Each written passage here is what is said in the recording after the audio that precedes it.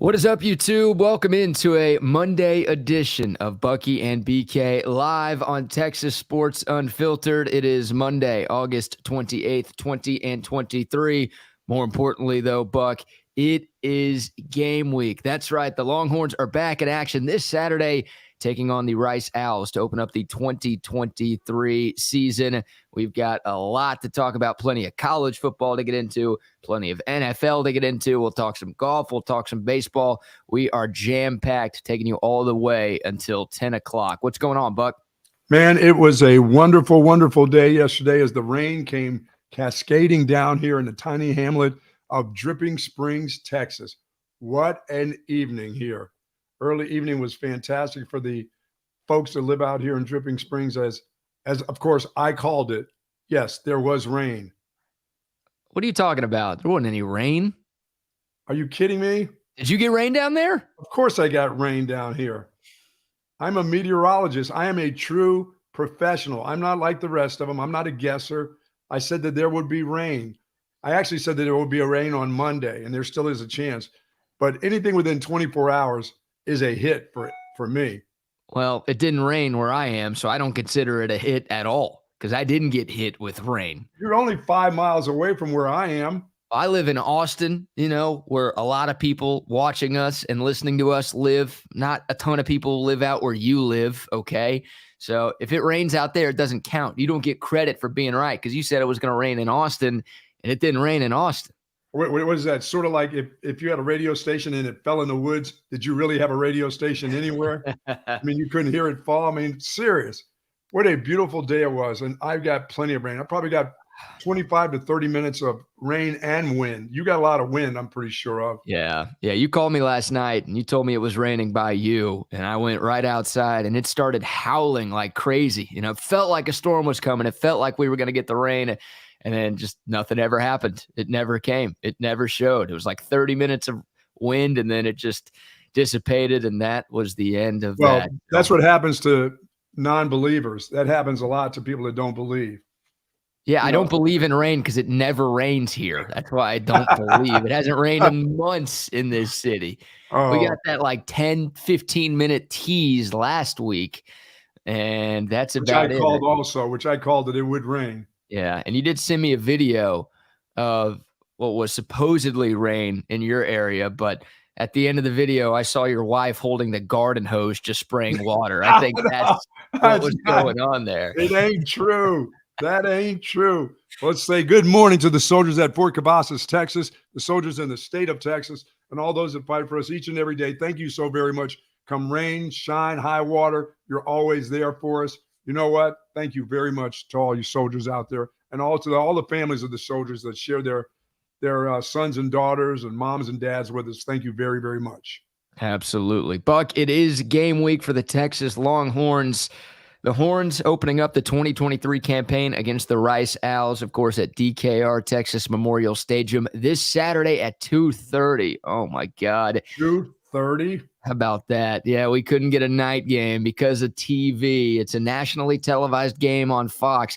This is one of those rare times, Buck, where I wish a game was on Longhorn Network, because if it was, it'd be a night game, and that would help a little bit. It's still going to be hot as hell on Saturday night. Everybody knows that, but 2:30, I'm going to give an early thoughts and prayers to the players and coaches and fans who are sitting through that on Saturday, man. That is insanely hot. I told you before the show, I had a high school game to do, Lake Travis versus Arlington Martin, and I walked across the football field itself on purpose. Generally, I'll walk away from that field because I know how hot it can be.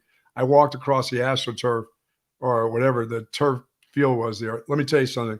I've never been on a field that's been that hot. There would have been no way, forget being a player, as a coach, I could have, at 68 years old, could have stood out there and handled that heat. It was as hot a place as I've ever been at Lake Travis University. I mean, it was so hot there. That was Friday night too, right? Yeah, that was I got there around 4:30, 5 o'clock, but it was a night game.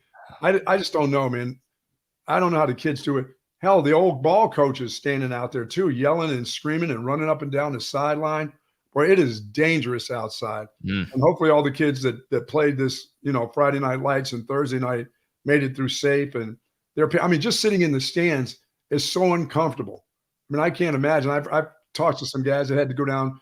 I talked to Michael Griffin of the University of Texas, former Longhorn, lifetime Longhorn. I talked to him. He was down in Houston, I think, at his son or daughter's soccer game, and he goes, "Try to sit in an aluminum seat."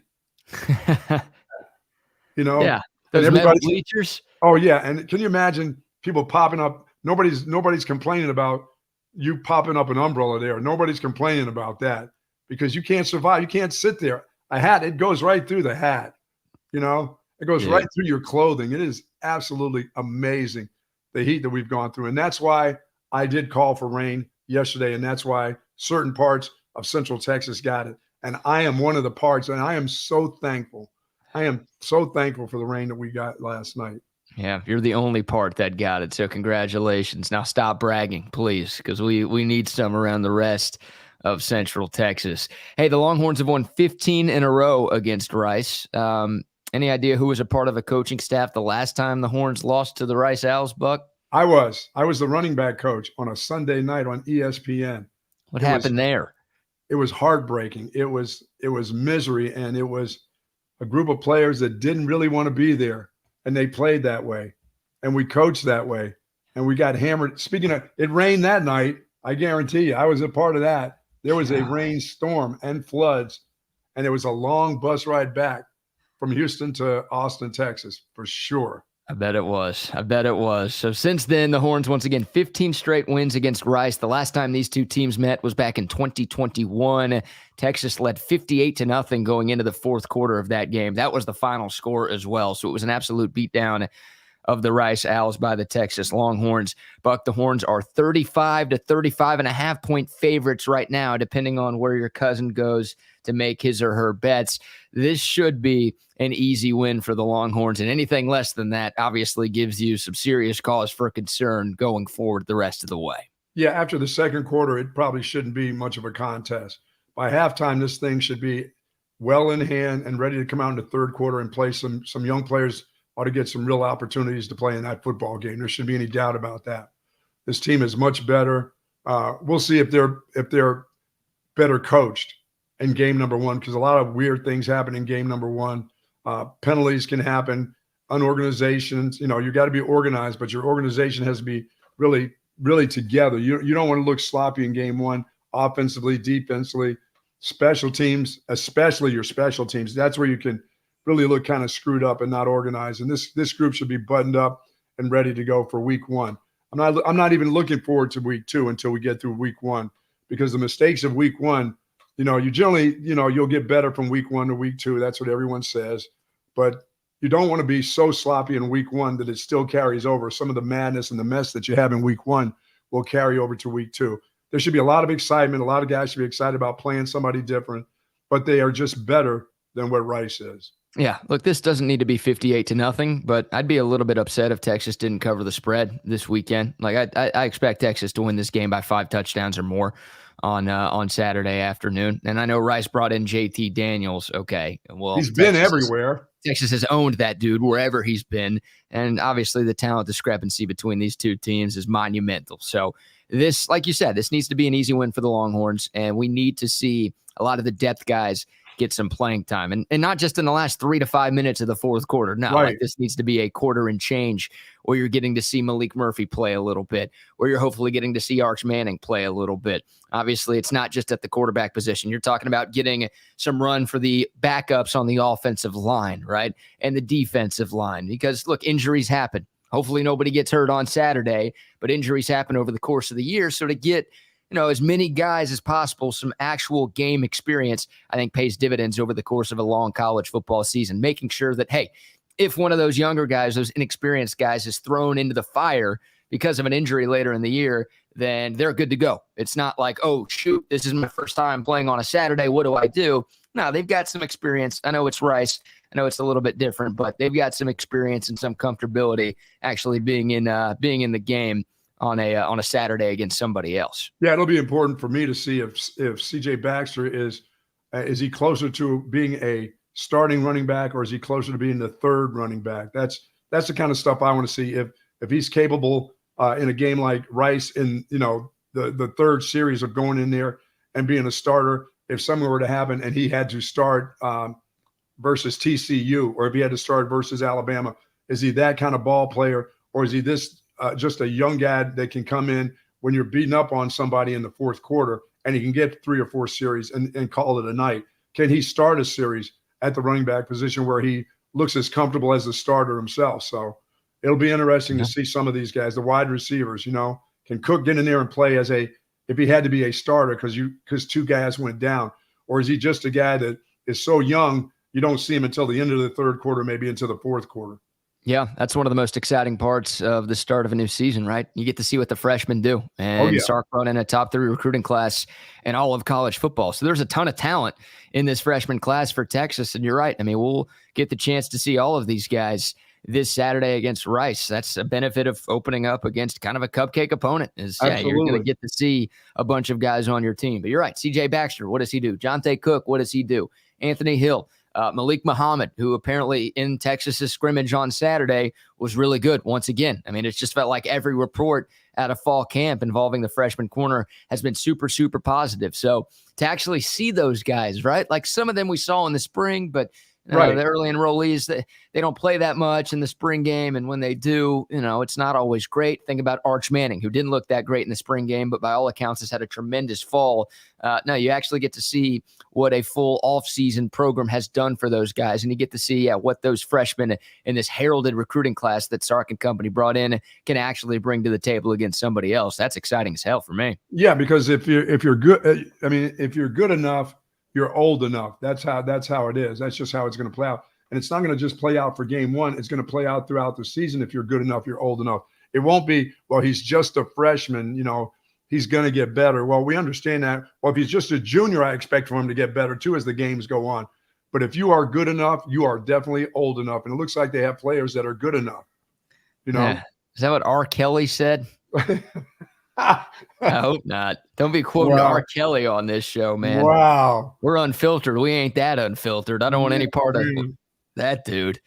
Yeah. Some other positive takeaways from this scrimmage. Apparently Quinn Ewers was very, very solid on Saturday. He had a couple of turnovers in last Saturday's scrimmage, the second scrimmage of fall camp for Texas. Did bounce back and finish well last week, but apparently he just looked a lot better and more comfortable a couple of days ago, which is great. We talked about Malik Muhammad, apparently another strong performance by him. Gavin Holmes, the transfer corner from Wake Forest. Buck, the cornerback room for Texas, man, I think Trey and I were talking about this last week. If you asked me right after the spring game how I felt about the corners on this team, I would have told you not very good. I would have told you that I think maybe that's a weakness for this Texas team here in 2023. But with just what Gavin Holmes has done, the rise of Malik Muhammad, and it just feels like now Texas has maybe 4 really, really solid outside corners, not even mentioning the guys in the slot, but just on the outside. It feels like Texas has a bunch of options for guys who can play and play at a high level. This cornerback room should be good. And obviously, in today's college football, you need a good secondary, and it sounds like Texas has it. Well, as I said before, I think this group, by midway in the season, they'll be in the top 10 secondaries in the country, period, all around.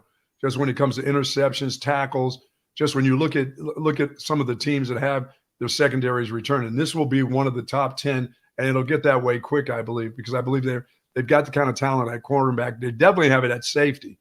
They've got players at safety, but I think what's going to happen is this defensive line is going to play so well. It's going to force quarterbacks to make quick decisions, and that's a good thing for the cornerbacks and the safeties on this Longhorn football team. So I'm expecting big things out of this secondary. I think it may be one of the top secondaries that nobody's really talking about as some of the best in the country. I hope you're right. God, I hope you're right. That's going to make life so much easier for this Texas team. And with some of the questions I have on the edge position in terms of the pass rush, if you can get good secondary play, give those guys up front a little bit more time to hit home, that's going to go a long way in making life a lot easier for Pete Kwiatkowski's defense this year. A couple other noteworthy nuggets that I read about from the scrimmage on Saturday. Jonte Cook, we talked about him. We're excited about him as a wide receiver, but apparently he was getting some time returning punts. That's okay with me. Saturday. You cool with that? I'm very cool with that. The sooner the better you get him back there and take your starting wide receiver and get him off the field as a punt returner. There's a spot for this kid as a kickoff returner and punt returner, and it's time to get him settled in there. And what better way to do it against Rice? If you're going to ever do it, it's playing against Rice to get him back there and be the punt returner. Don't wait, and say, let's get him used to it late in fall camp. Maybe not for the Rice game, because you're definitely not going to put him back there in the Alabama game if he doesn't play in the Rice game. I wouldn't. That's not the first place that I would stick him in, on the road in Tuscaloosa against that team as a punt returner. He's the kind of kid that not only can catch the ball, he can catch the ball and go with it. Yep. And I don't want my broken hand, kind of fragile wide receiver back there doing that. I need him to catch them bombs and catch those mid-level passes and run with it. I don't care about him getting blown up on the punt returns. And this kid will start. He'll have a start to get a knack for that, and this will be his specialty, I believe. And this will help his special teams out an awful lot too. Yeah, I want Jonte Cook on the field, man. You said it. You hit the nail on the head. Like, this dude is a supreme talent, super highly touted recruit. You watch his highlight tapes from high school, and it's ridiculous what this guy can do on the field. You want him playing as much as possible. And look, if he's good enough, I mean, this is a meritocracy. Like you said, you quoted R. Kelly. If he's old enough, she's good. What was it? What was the quote there?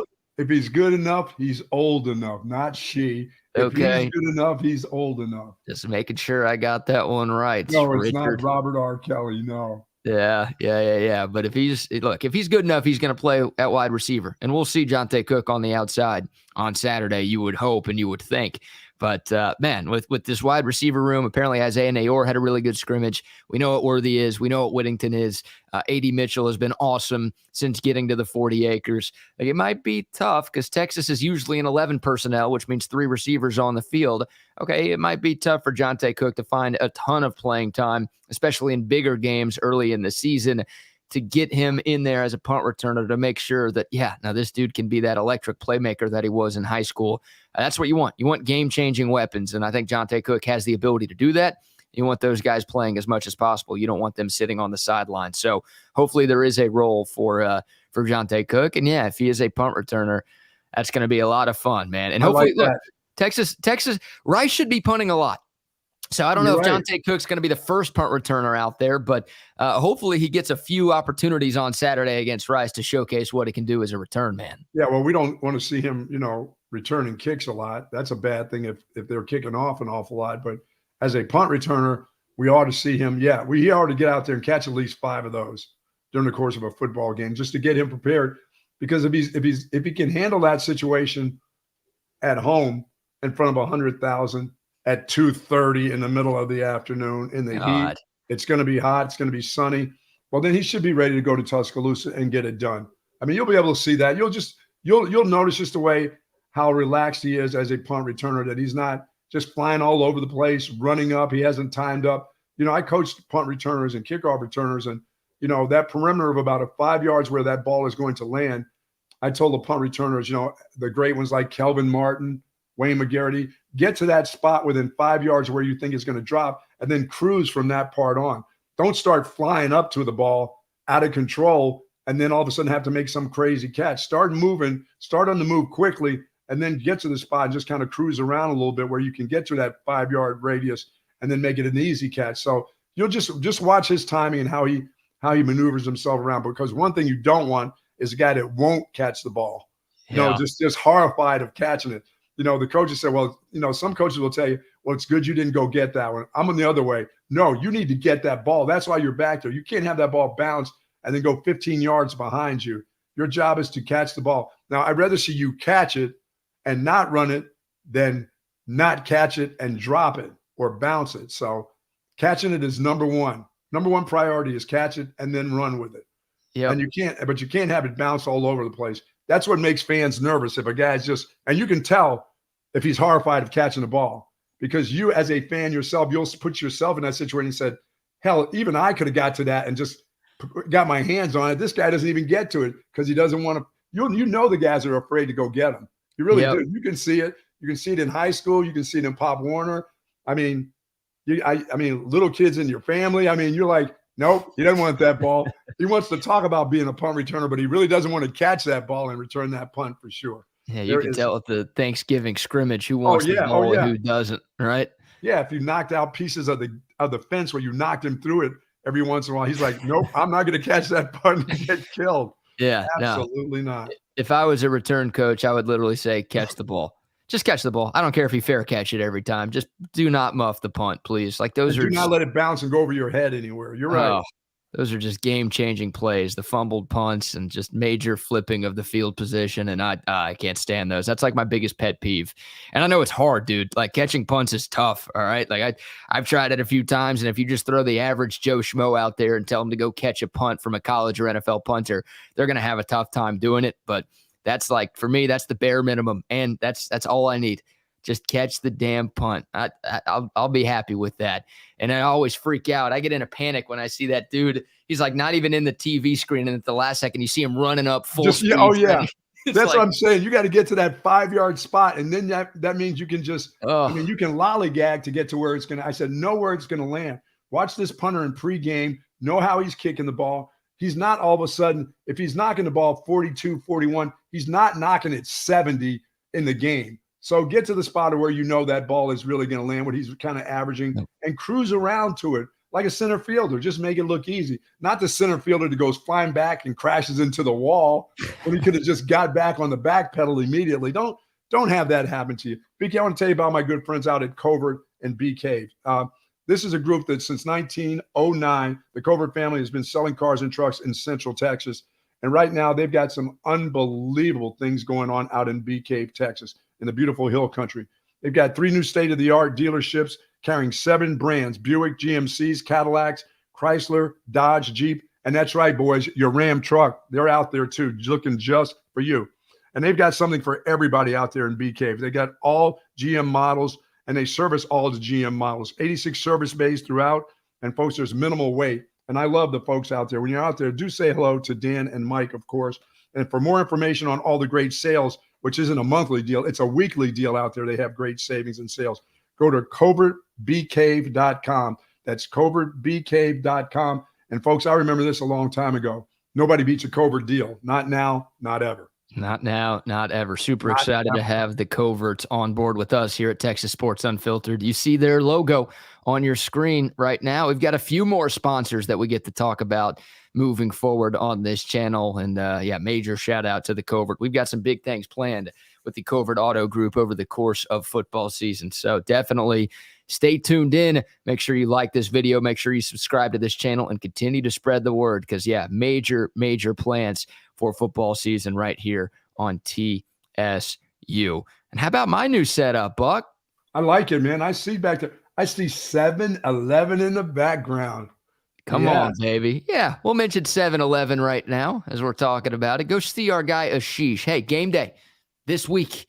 You've got your tailgates. You've got your watch parties. If you need to fuel up for yourself, for your friends, for your family, go to 7-Eleven. They've got locations all over Central Texas. They've got locations all over the state of Texas. All of the snacks and drinks and beer that your heart will desire. Go see our guy Ashish. He runs 3 different 7-Elevens here in Austin, Texas. Say what's up to him. He's a big Longhorn fan, big Texas Sports Unfiltered fan. He's always going to take care of you. But once again, just get to any 7-Eleven. There's got to be one by you and fuel up for the end of the summer, but also fuel up for football season with our friends at 7-Eleven. Been very fortunate for this Longhorn football team throughout. I don't know how the weekend went. We'll hear more about maybe guys got a little banged up, but going into game week, it looks like they've had a great summer. They've had a great the fall is looking good. No major injuries right now, which is a good thing. Some of the guys that were hurt during the spring have healed up a little bit. So they should go into this game looking really, really, very healthy, BK. And that's important to all the teams that are playing coming in, whether it's the NFL, whether it's high school, college, all over the country. We had week 0 or whatever the hell that was on Saturday, but those teams were pretty healthy too. And for the Longhorns to be healthy going into a game like Rice, because the competition is different. I know the players that you practice against are better, but it's different when the other team has a different colored jersey on and you put that little extra in there. You'll see guys, I saw that in the high school game. That heat will make you cramp up a little bit different than it makes you cramp up at practice. You dig in just a little bit deeper when you make your cuts. You do things at a different type of speed. So guys will have to be ready for game 1. You take nobody lightly. You anticipate that team is as good as any team that you'll play on your football schedule. That's the way you have to look at it. And especially in game 1, because there will be mistakes. There will be that adversity. How you handle that adversity is going to be important. Or do you just keep letting it go? Do you keep jumping off sides? Do you keep having illegal procedures where it looks sloppy? You're good enough, but it just looks sloppy. You just don't want that to happen. You don't want your mind racing. You want to be under control. You want your mind to be settled, after that first series, because it'll take you a series or two to kind of settle in. But you're far more superior than the group that you're going to play. So there shouldn't be a lot of that. Spoken like a true coach. Don't take anyone lightly. Guess what, Buck? I'm taking Rice lightly because they suck. Texas should be able to take this group lightly and still beat them by 30 plus. Okay. Wow. I know what you're saying is what Sark is saying, and it's what Sark should be saying, right? That's what the coaches need to say. Like, hey, don't play around with these guys, all right? Like, upsets happen. And hell, if I'm Sark, I'm probably showing some highlights of like Appalachian State beating Michigan in the Big House a few years ago. Like, hey, don't screw this thing up, all right? Like, this is what can happen if you take an opponent lightly, all right? Be serious here. Don't have him showing shots of the rainy night when we lost. You guys losing to Rice. He doesn't need to see that. Yeah, look at this idiot running back coach who couldn't get his guys ready to go for a game against Rice, and we lost because of it, Can't have that. But no, this is a bunch you should be able to take lightly and still take care of business. But if you don't take them lightly, if you do take them seriously, then Texas should win. And what do they say, Buck? Good teams win, great teams cover. Texas should be able to cover the 35 to 35 and a half that is out there right now. So you're right. This team is relatively healthy. The Maurice Blackwell injury news that dropped at the end of last week, kind of a bummer. He's going to miss the first few weeks of the season. Kind of a depth piece at linebacker, a guy who did play a good amount last year, a guy who probably was going to play a decent amount early on this year. Not a starter for this Texas team, but still a nice rotational piece. He's going to miss some time. That injury hurts a little bit. But for the most part, this Texas team pretty healthy going into the season. Knock on wood that does not change between now and Saturday. What about week 0, Buck? Did you or your cousin? Oh no. Oh no. How about an 0-1 start to Bucky's 1,000-unit locks because USC couldn't cover the 30.5 against San Jose State, whoever the hell that is. They only win by 28 because Alex Grinch is like the worst offensive coordinator in the world. 28 points against them? Yeah, 56-28, the final from the Coliseum. The USC offense looked good. No surprise. They've got the reigning Heisman Trophy winner, and they've got Lincoln Riley as their head coach. But the defense, all offseason long, Buck, all we heard out of Southern Cal was, this defense is going to be different. Yes. It's a lot better than what it was last year, and it's not going to be a problem again in 2023. You said it. He gave up 28 points to the Spartans of San Jose State. San Jose State has a returning quarterback that was pretty good, though. Oh, come on. I need some kind of Alex Grinch's brother on here. That cannot happen, dude. No, that was ridiculous. I should have taken the Notre Dame Fighting Irish. I should have known better what they were going to do to the poor Naval Academy.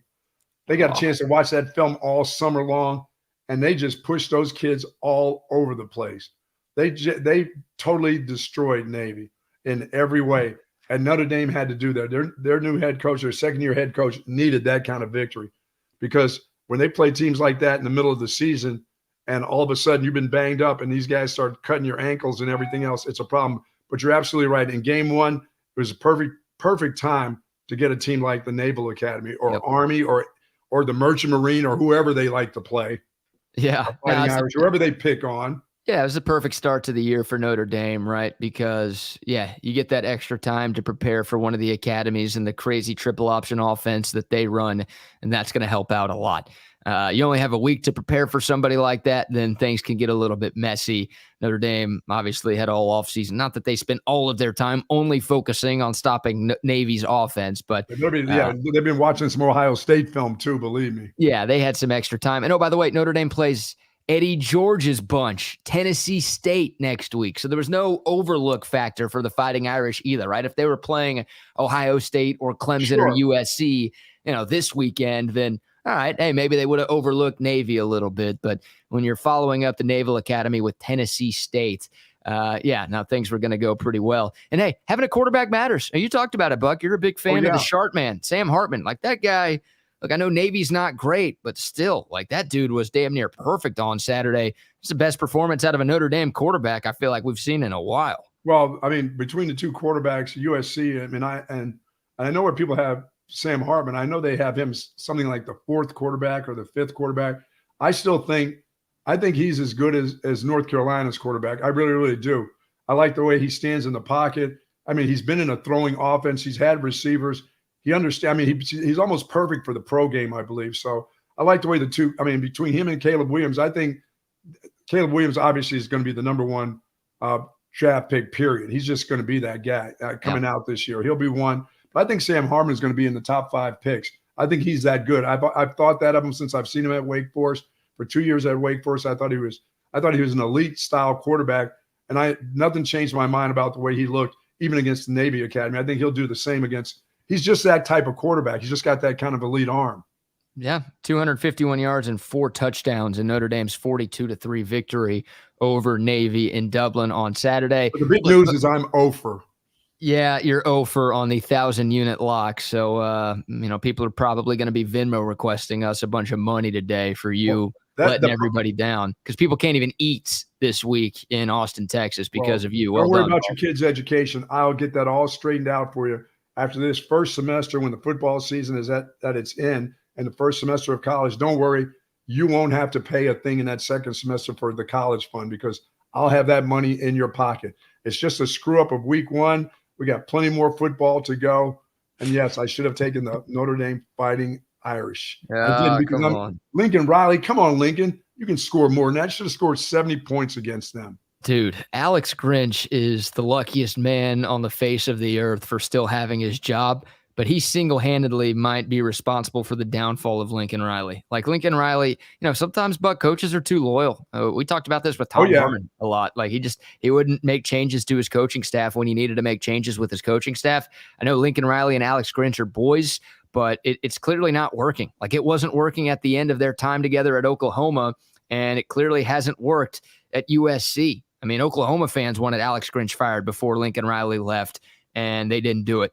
And USC fans were hoping this past off season, like, hey, the defense wasn't good enough. That's what prevented us from making a college football playoff, right? Right. Like, we pay you an awful lot of money. There. Yeah. Yeah, we were right there, and we couldn't get over the hump. So let's do something that's going to get us over the hump. Let's make a change at defensive coordinator, because our defense was Swiss cheese last year. And Lincoln Riley, once again, standing by his boy. He backs Alex Grinch again. And I know it's one game and USC won, but dude, 28 points and a lot of yards and a lot of big plays, too, that they gave up to San Jose State. If I'm an SC fan, I'm not feeling great about Lincoln's decision to keep that dude around. Well, it's making me nervous that now Dion may be able to score 14 points or 10 to 14 points against USC, because no matter what, that's all he's getting, 10 to 14. So they're getting less than San Jose State got, huh? Oh, yeah. They're getting, of course, they're getting less. I don't care if Dion's brother's playing quarterback. It doesn't really, really matter. That group is not getting more than 14 against USC. 14 is their height, and they get that late in the fourth quarter. That's when they'll get that. But he should have. If Dion's brother was playing quarterback, then I don't think they're scoring any points, because that guy's probably pretty old. So I don't know if that guy's moving around as well as his son, who actually is Colorado's quarterback will this be year. The starter, yes. How about UTEP losing to Jacksonville State? Wow. Yeah, that one hurt the cousin a little bit. You didn't touch that. You didn't go anywhere near that game. No, you're right. My cousin did. I didn't. My cousin. Wow, that poor cousin. What is wrong with that person? I mean, UTEP's been a decent program over the last couple of years. They were only like a 1-point favorite against whatever Jacksonville State is. I didn't even know that was a school. I thought for sure that was an easy win for UTEP. Where Artist Gilmore went to school. Is that where he's an ABA player? Is that where Artist went? No, I think he went to Jacksonville. There may be a Jacksonville University. There is. Yeah, I've heard of that. That's one. Where he went. He went to Jacksonville. He didn't go to Jacksonville State. Yeah, that one stings right there, man. That's a rough start. And man, I did have Hawaii though covering against Vanderbilt. Whenever you get a chance to bet against the Vanderbilt Commodores, you take that chance. So shout out to Hawaii and Timmy Chang, the quarterback out there, now the head coach for Hawaii. I was going to say he can be still QB. Is he the coach or the offensive coordinator? He's everything. I think he's the head coach out there now. Yep. So there you go. There's some week 0 takeaways. Sam Hartman, probably the biggest star. I'll tell you what, I don't know how much of the USC San Jose State game you watched. Probably not a lot. It was also on Pac-12 Network. USC's got this kid, Zachariah Branch is his name, true freshman, 5-star, one of the top 10 to 15 players in the country. Is he a wide receiver? Yeah, and he had a return touchdown as well. This dude, like if Caleb Williams wins another Heisman Trophy this year, a big reason why is going to be Zachariah Branch. Like that guy is a freaking monster. He didn't look like a freshman. He's one of those dudes that like, oh, you could tell this guy's going to be a player. Like I'm looking for how to cook. Yeah. It's like some of the things that people were saying about like Marvin Harrison Jr. in his first couple of years. It's like, Branch isn't that big. He isn't that built. I don't think he's that complete. But you talk about an explosive playmaker. Like I think about Deshaun Jackson. Remember him? Oh, yeah, when he first came on the scene, yes. That skill set to where, dude, every time the ball is in his hands, he's got the chance to break one. That dude had a couple of touchdowns, one kick return touchdown, one receiving touchdown. He almost broke a couple of punt returns as well. That guy's a freaking problem. Sam Hartman and Zachariah Branch, I think the two biggest storylines from week 0 of the college football season. Awesome. All right, Buck. Let's shift gears and get to the NFL. But before we do that, let's give some love to a few more of our sponsors. Another new sponsor, you see the Brain Vault logo at the top of the screen. I'll talk about them in a second, but Brain Vault was put together by our guy, Dr. Greg Eckert. For sure. And his all-star group of professionals, they do everything from general dentistry to the most advanced work. And folks, I have my teeth, these beauties right here, the Denzel smile. I had those done in just 2 visits with Dr. Eckert. I had these wonderful veneers put in. And folks, he does a fantastic job. Nobody does it better than Dr. Greg Eckert. Now, when it comes to general dentistry, teeth cleaning, teeth whitening, tooth loss solution, he's going to be there for you too. And right now they're doing a bunch of dental implants. If you can't afford the veneers, check out the dental implants. Find out if you're a candidate for dental implants because he can turn that frown upside down in just 1 visit. Telephone number is 512-345-3166. He's been doing this for over 27 years in the Austin and surrounding area. He's done over 14 cases of restoring teeth. And folks, nobody does it as good as Dr. Greg Eckert. And if you got dental anxiety, which I've had for years before I went to see this guy, BK, by the way, I had a temporary filling in my mouth for 14 years. Really? 14 years because I was afraid to go to the dentist. That thing just sat there and sat there. That piece of cement just sat in the back of my jaws. And when I went to see Dr. Eckert, he couldn't believe what he saw. He said, dude, how long? I said, it's been 14 years, doc. I'm horrified of going to the dentist. So when you go to his office, you sit there in the waiting room and you're there for just a couple minutes. And then Dr. Eckert, he'll come out. One of his staff members will come back and get you. They'll go in. You'll talk about what you want to have done, the smile that you wanted. I wanted to have the Denzel smile, which I got. I don't have the Denzel money, but I got that dude's smile, and that was important to me. And you can get that done with Dr. Greg Eckert. Once again, 512-345-3166. Absolutely. And check out Brain Vault as well, a revolutionary and patented mouth guard that has been proven to help reduce the risk of concussion. I was talking to Dr. Eckert on the phone a couple of days ago, and man, they've got some crazy things planned with Brain Vault. This is the future of football. And if you're associated with an Austin area football team, a coach, a parent, a grandparent, and you want to make sure your players are as safe as possible, reach out, go to brainvault.com, reach out to Dr. Eckert, get a fitting. I'm telling you, this is changing the game. This stuff is already popping up more and more throughout high schools and colleges in the state of Texas. The Brain Vault mouth guard is going to be a thing everywhere in the not too distant future. Revolutionary piece. Yep. You're right.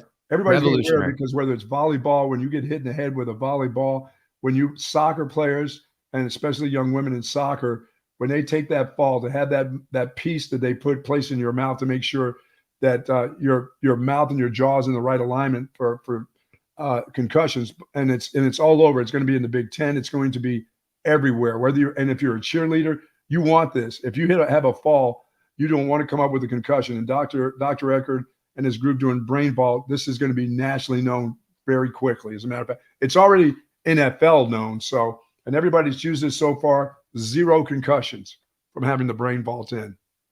Very impressive. Very, very impressive. Shout out to Brain Vault. Shout out to Dr. Eckert. And shout out to SendTexTickets.com. We're going to be giving away a pair of tickets to the Texas Rice game at some point this week. So make sure you're subscribed to this channel and make sure you're watching for your chance to win. And of course, if you're looking for tickets to any Texas game this year, check them out at centextickets.com. It's not just the Longhorns, right? They've got Aggie tickets, Texas Tech tickets, Baylor tickets, TCU, whoever you root for, they've got you covered. College football, the NFL, Major League Baseball, the NHL, Formula One, all the tickets, all of the sporting events all year long, plus concert tickets and Broadway show tickets as well. Everything is 100% guaranteed. Just find them online. Centextickets.com. They'll have tickets for your Dallas Cowboys with your brand new quarterback. That's I was right. going to ask, how about that? The Cowboys surprising a lot of folks, myself included, with a big trade over the weekend. They acquire the former 3rd overall pick from the San Francisco 49ers in exchange for a 4th-round pick. So the Cowboys make a trade for a quarterback over the weekend. Buck, your biggest takeaways now that you've seen the move? Well, I mean, I guess it's all right. I mean, it's a story still untold about Trey Lance and what can he bring? What will he bring? I know he was a third string quarterback with the 49ers. He comes into Dallas as the 3rd string quarterback. Also, maybe 4th, maybe behind Will Grier. Nope. Is Will Grier gone now? Yeah, they let Will Grier go. Bye already? He gone. He's gone already? Mm-hmm. Packed right after the game? After he played a pretty good game on Saturday, he then packed his bags and on his way. Well, he still is the 3rd team quarterback here with the Dallas Cowboys behind behind Rush. He has to be. We haven't seen anything of Trey Lance to tell you that he's the backup. And for Dak Prescott, there's nothing for him to be worried about unless he just goes totally in the tank and throws 14 interceptions. I'm trying to figure out why the Cowboys did this. And I've been trying to figure that out since the news of this trade dropped a couple of days ago. And I still can't quite figure it out. I mean, I get it. It's a buy low situation here. You're talking about a former top 3 pick in the NFL draft, and you're getting him for just a 4th rounder. He's only 24 years old, so you'd like to think there's a chance that there still is that upside and potential that everybody talked about with Lance coming out of North Dakota State a few years ago. But, I don't know. Like, I just don't think the Cowboys... dude is just a bust. What if he's just not able to play at that level? Well, the problem is we haven't seen him really play at that level. Right. I mean, even Jordan Love over the course of what's going on in the preseason has had a really good preseason. We have seen him. We know, and I know you hate it, that all of a sudden the Green Bay Packers feel pretty confident about what they've seen out of their young quarterback now that Aaron Rodgers is gone.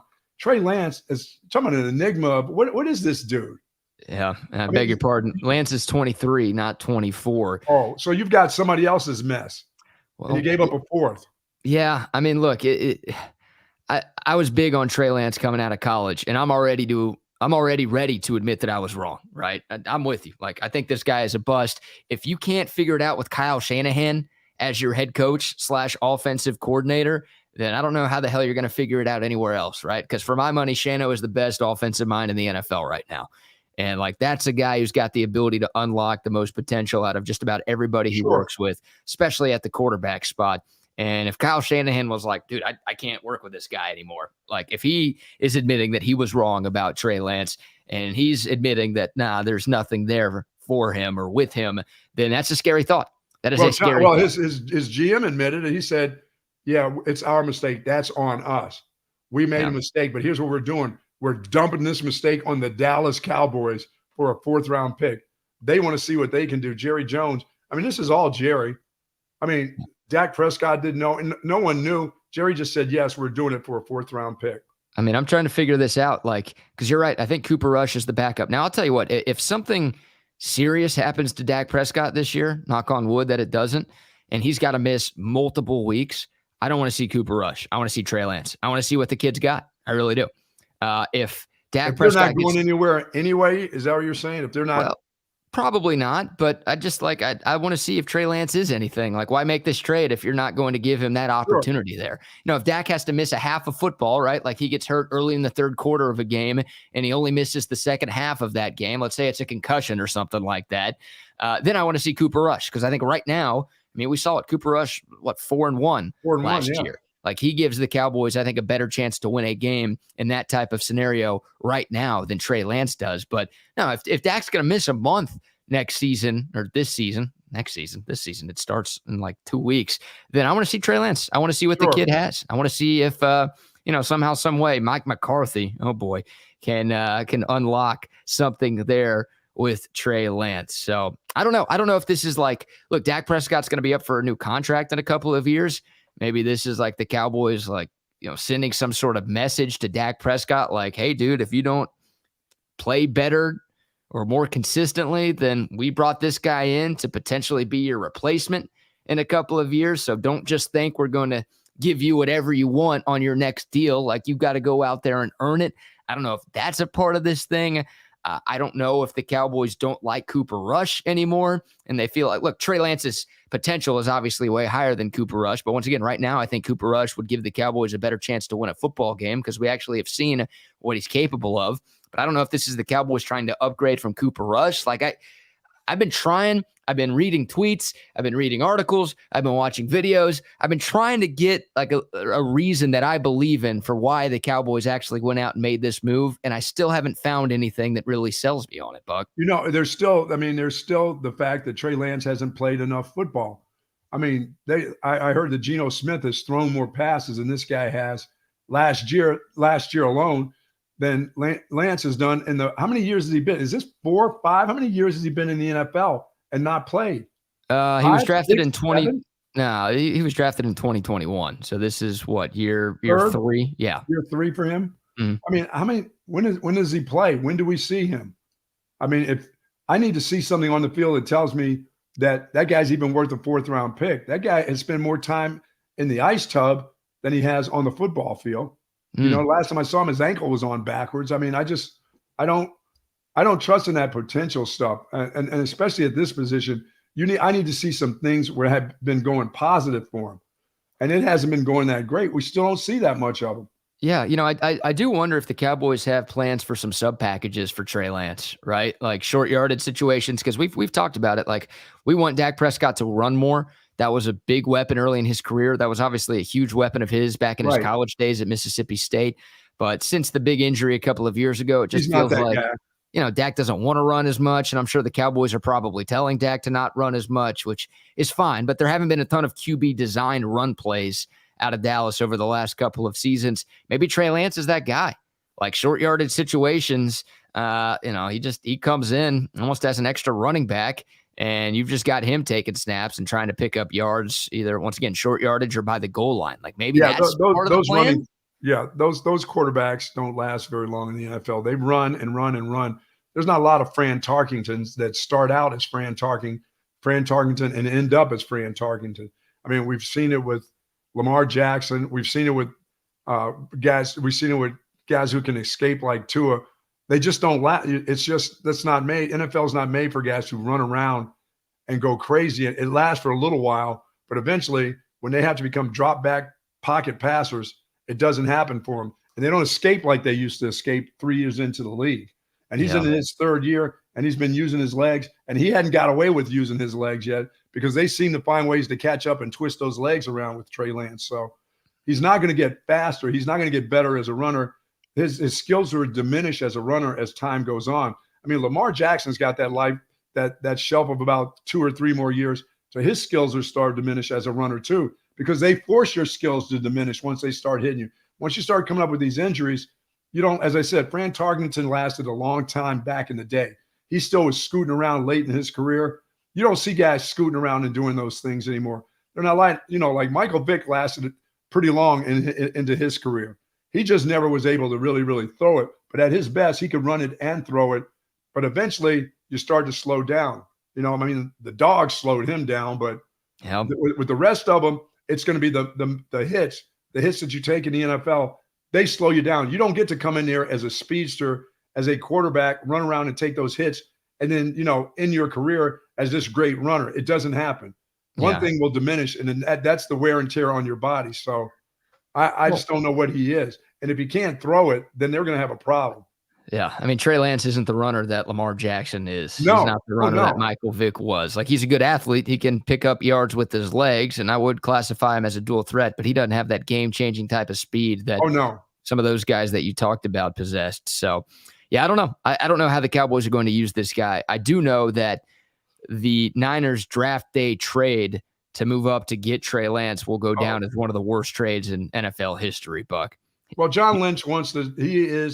He's taking that. I mean, he's taking that hit. He's saying we made the mistake. This was not good by us. Yep. But you know what they're doing? They got rid of the mistake. Like a lot of others would keep on going. How guys, general managers and owners say, well, we made this mistake. We're going to live with it. He was a first-round pick. We have to. Why do you have to live? That's the dumbest thing I've ever heard. We have to live with it. You're not going to get the value out of him that you signed him for. Get rid of him. Get some kind of value somewhere else. Help out another position on your football team. He's not going to be the quarterback that you thought he was.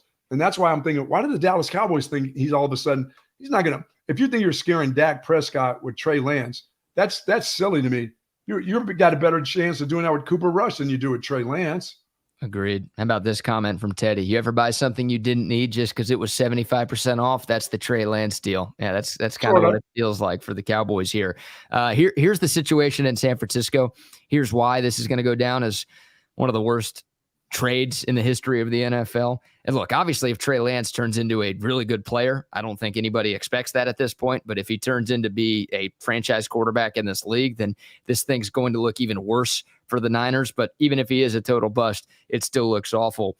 The Niners, of course, just traded Trey Lance for a 4th-round pick only 2 years after they traded 3 first-round picks for him.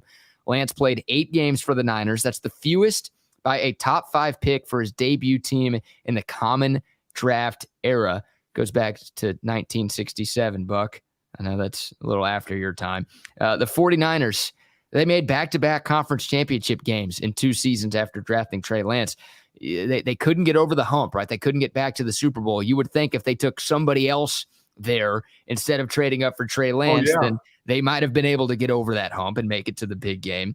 The Dolphins, who of course was the team the Niners traded with to move up to number 3 to get that pick, they used the 3 first-round picks to get Jalen Waddle, and then they traded for Tyreek Hill, and they traded for Bradley Chubb. So the Dolphins brought in 3 pieces that have made them a really, really good football team in the AFC.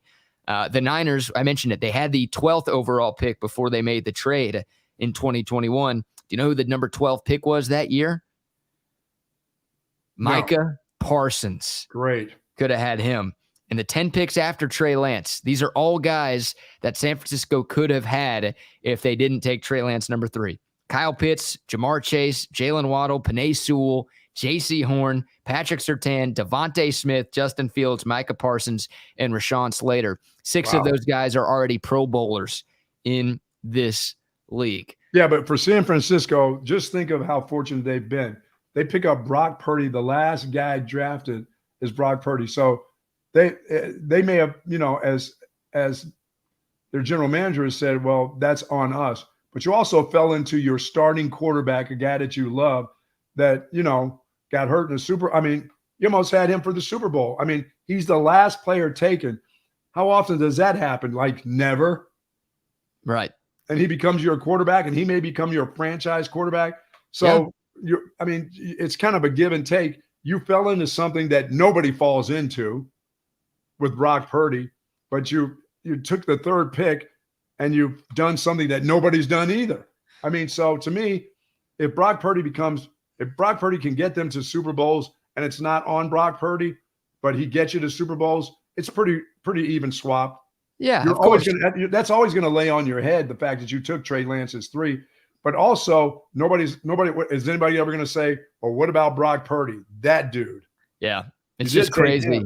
It's crazy that the Niners traded all of that capital to move up to get Trey Lance, and now I guess not anymore because he just got traded to the Cowboys. But before the trade, he was the 3rd-string quarterback behind Mr. Irrelevant and behind Sam Darnold, who has been classified as a huge bust over the course of his NFL career. Like, those 2 guys were better than Trey Lance, and San Francisco felt like, there was just no chance for Lance to see the field.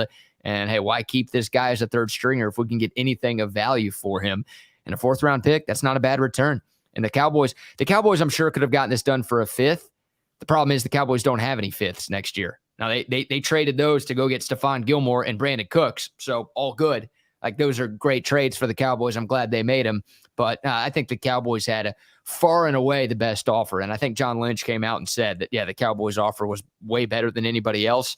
Maybe there were some teams offering fifths or sixths out there. Cowboys didn't have a fifth. They had to go to the fourth to get this thing done. It's Jerry Jones, pie in the eye guy again, seeing something that he's thinking it's really going to happen. Like Zeke is going to turn his deal around and become a great running back again. This is one of those deals that he sees that is going to work. This is the one that the Dallas Cowboys fans are going to thank me for, by getting Trey Lance for a fourth.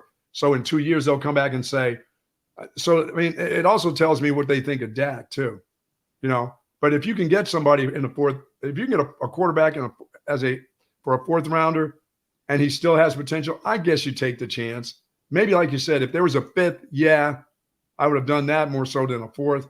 But it's chancy, but as one of the listeners said, hey, 75% off. Who hasn't done that before? Bought that shirt that they'll never wear, but it was 75% off. It's been sitting in the closet like this guy has for that shirt's been in the closet since you're like 17. You've never worn it, but you got 75% off on that shirt. Yeah, look, this isn't going to be a decision that makes or breaks the Cowboys, right? I mean, it's a fourth round pick we're talking about here. I still haven't been able to figure out why, and I haven't heard an argument out there good enough to convince me that this move makes a ton of sense for the Cowboys. So, and I don't even want Trey Lance to play a lot because I want Dak to bounce back and be really good and get a new contract and be the Cowboys franchise guy for the next 5 or 6 years. So it's like I don't even want this to look like a really, really good trade for the Cowboys, because then that means Dak Prescott is not that good. So it's a mess. All right. Let's talk some Texans here. Okay. The Texans played their third and final preseason game last night. It was actually the final preseason game of the NFL. It was the Sunday night game. It was on Fox last night. They beat the New Orleans Saints in the Big Easy, if you or your cousin care about the final score of preseason games. CJ Stroud played a couple of series, 2 for 4, threw a touchdown pass. Pretty solid out there, Buck. Yeah, and after the game, finally, after the game, the Texans were the last of the 3 teams that drafted quarterbacks in the top 5 to announce that their rookie quarterback was officially their team starter. But after the game, DeMeco Ryans, the first-year head coach of the Texans, said that CJ Stroud is going to be the Texans QB1 when they open up the regular season against Baltimore a week from Sunday. Your thoughts on what you saw from CJ Stroud and then the decision made by DeMeco to announce Stroud as the starter?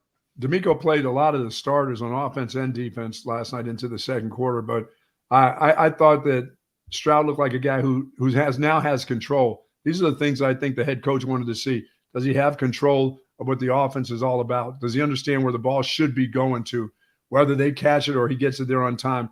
I think he saw a lot of good things from him last night. I mean, a couple series, he went in there, he threw a touchdown pass. He threw a couple nice strikes. The timing looked good. He looks good in the pocket. I thought there were a couple times where he could have run.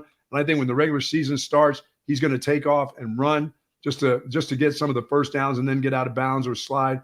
But he had those opportunities. He didn't do a lot of them last night. But I think actually throwing the ball, I thought they protected well last night. That's what I wasn't expecting from this offensive line. I thought he'd be under duress. You know, in game 1, he was under duress in their preseason. Last night, I thought he had time to throw the ball, and I thought he threw the ball on time. You know, they had their starting running back in there. So it looked like a starting offense to me that is going to be capable. I don't know how many they can win, but they can be in games.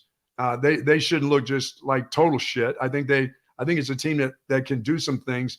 And I think that's a quarterback that can get some things done over the next 2 years for him. Yeah, you're right. The offensive line was a lot better last night for the Texans. And, you know, a concerning thing, I think, if you're a Texans fan, was the fact that Michael Dieter, I hardly know her, a guy the Texans brought in free agency, a guy who's kind of been a journeyman interior offensive lineman in this league for a while. Yep. He actually started over last year's first-round pick, Kenyon Green.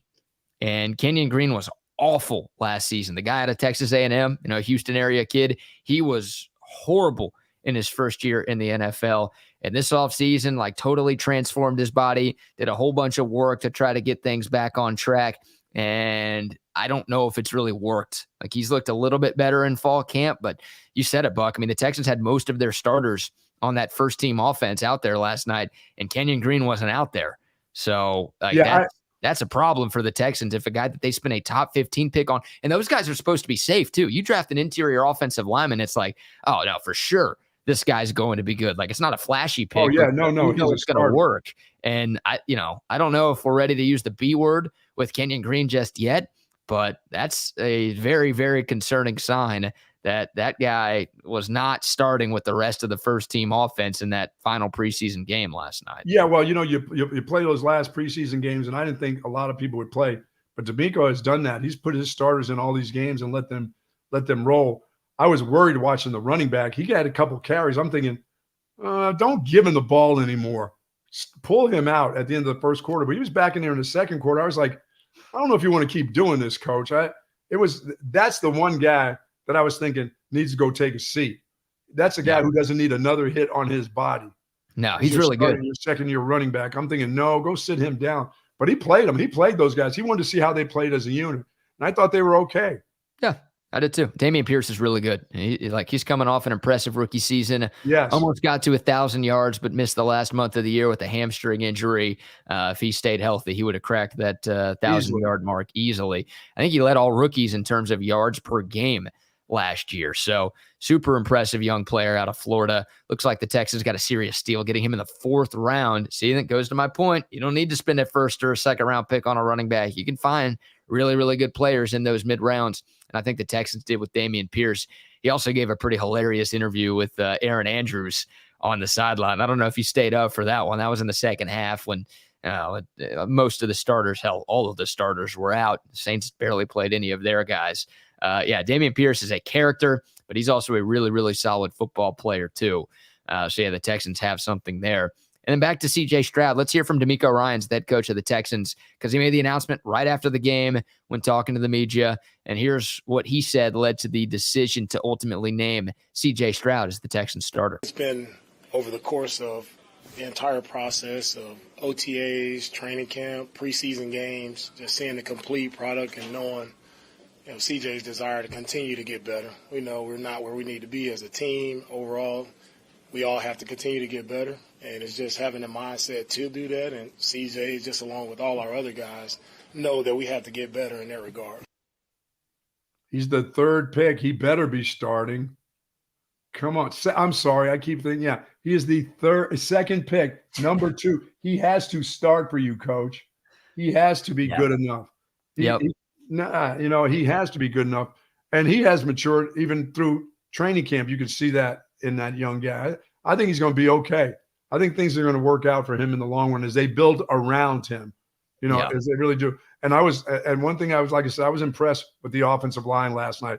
I was surprised that dude wasn't running for his life, because I was thinking some of those teams are going to be playing some of their starters to get after it for the first 2 series and then tell them to go sit down until the season starts.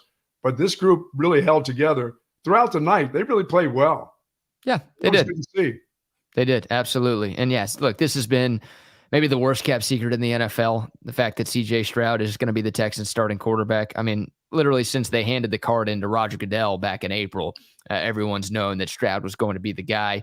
He's been taking the vast majority of the reps with the first team in practice over the last couple of weeks of training camp. Like, everybody has known this was going to happen. The Texans were slow playing this for reasons I can't quite figure out. Guess they were doing the thing where, we got to make sure it's a competition. We got to make sure C.J. Stroud doesn't let up and just assume that he doesn't have to put in any work and he's going to get this starting job. I think that stuff sometimes is overrated, but everyone has known that C.J. Stroud was going to be the guy when the Texans take the field in the regular season, and now it's finally official. And look, there are going to be some growing pains. There are going to be some bumps and bruises. I mean, you're right. Over the course of training camp and over the course of the preseason, he looked a lot better. You compare his week 1 preseason performance against the Patriots to what we saw last night against the Saints, like night and day difference from Stroud. And obviously you think he's only going to get better over the course of this year and over the course of his career, but it's not going to be easy. There are going to be growing pains. He is going to make some mistakes, but still, I mean, this guy should be starting. That's how it works in the NFL right now. You take a quarterback that high, you expect him to play right away. Yes. And it's not like, Buck, the Cowboys have an Alex Smith or a Brett Favre or a guy like that who, let's sit CJ Stroud for a little bit and let him learn for a couple of weeks, maybe for a full season. No, it's Davis Mills, who's the other QB on the Texans. That guy stinks. So no Texans fan wants to watch Davis Mills play quarterback ever again. Go get CJ Stroud out there. It makes sense. Let him learn. Let him make some mistakes and then bounce back from those. This is the right move, and I'm glad the Texans made it, and I think every Texans fan is too. No doubt about it. For the Dallas Cowboys in their preseason game with the Raiders, I had to see. I saw a lot of minority owner for the Raiders, Tom Brady, and I'm thinking, that dude, get back into a uniform, quit messing around, hanging around in your khakis, hanging around the locker room of the Raiders. Get out there and play another year. Give us another year. Your wife is off with the jiu-jitsu guy. The kids are hanging out with their new fake daddy. So come on, Tom, come back. What are you doing? Giselle's already got another man? Oh, she hangs out with her jiu-jitsu guy. What is it, Tua? She hanging out with Tua T? No, Tua T. Yeah, his guy. Yeah, she hangs out with that dude. I thought you were the fall guy. Aren't you the fall coach? Does that mean Giselle's hanging out with you? No, she's not hanging out with me. No. She's got she practices jiu-jitsu, so that's who she hangs out with. I mean, they go on vacation, jiu-jitsu guy goes and karate chops her during the weekends. So it's on. They're doing a little bit more than karate and jiu-jitsu, huh? That's what you're saying? Yeah, and so Brady looked. So I saw a lot of Brady. They had him right outside the locker room. He's talking to the quarterbacks as they go out and stuff. And that's kind of cool to see Tom Brady away from football, but I'd rather see him in a uni one more time. You can do it. Come on. I think both of those teams playing in that game would give up their quarterbacks to have Tom Brady. Oh yeah, they probably would. Yeah, like I'm a big Dak fan, but come on, I'll take 45-year-old Tom Brady over Dak Prescott for this year. I can't even imagine the young guy from Purdue, and he's coming out of there for the Raiders, and there's Tom Brady in the locker room. He's going, that's the guy right there. Yeah, the owner of the team. He's about to pull a Jackie Moon from the movie Semi-Pro. Oh, yeah. The owner, player, coach of the Vegas Raiders. That's what's coming next. Yeah, and the Raiders, they'd give up on Purdue kid or Jimmy Garoppolo to have Tom Brady be their quarterback without question. All right, Buck, some more love to some more sponsors. Another new one that we have on Texas Sports Unfiltered. You see the little Bison logo on the bottom of the screen. How about Last Stand hats? If you're a Texas fan, you've heard about these guys and the great work that they've done for years. They've got the best damn hats that you can find. If you're trying to gear up for football season, go to laststandhats.com. A great selection of Longhorn hats that you can get for yourself or also give as a perfect gift for the Longhorn fan in your life. And it's not just Texas stuff. They've got really cool just Last Stand hats as well. They also have stuff for TCU and Texas Tech and a bunch of other colleges across the state of Texas. So even if you're not a Longhorn fan, they've still got some gear for you at Last Stand Hats. They also have some awesome golf polos, Buck. I'm going to get you one of these things. Nice. Buttery soft. They will change your game and they'll change the way you look and feel out there on the golf course as well. I'm telling you, the best place to gear up for football season, for any season, is Last Stand Hats. Go to the website, laststandhats.com, and buy your gear today. Very nice. Speaking of buttery soft, that's not what Scotty Scheffler's putter was about. It was not buttery smooth at all. It was herky, jerky, missed a lot of putts that really cost him a lot of money because every position in the FedEx Cup is money. And when you told me what the prize, the purse, the largest purse ever that's not Live Golf history, $14 million to Viktor Hovland yesterday. 14 mil? 18 mil. 18 mil. Oh my, $18 million. And I love the guy who came in, whoever came in last place out of the 30 players got $500,000. What a way to make a living. Oh, no kidding. God, being a pro golfer, that's got to be the best life in the world. You just make the cut and you get paid like 5 to 6 figures. And yeah, obviously, if you made it to the top 30 for the Tour Championship, you're guaranteed $500,000. Even if you come in last place, you're still getting $500,000. Man, if you just like finish in the top 5 of one golf tournament a year, you're set for the year. That's literally all you have to do. Amazing. Obviously, if you win one, you're making $1 million plus in any tournament, more for the majors, and of course, the most for the tour championship. But dude, that is a nice life out there, getting paid that type of money to go play golf. My God. Yeah, Viktor Hovland's like a machine right now. He was really special throughout, and Schauffele couldn't catch him. Scheffler was not going to catch him the way he putted through the course of this, and he's got to get his. I mean, I like to say Scotty Scheffler, world number one, is the best striker of the ball.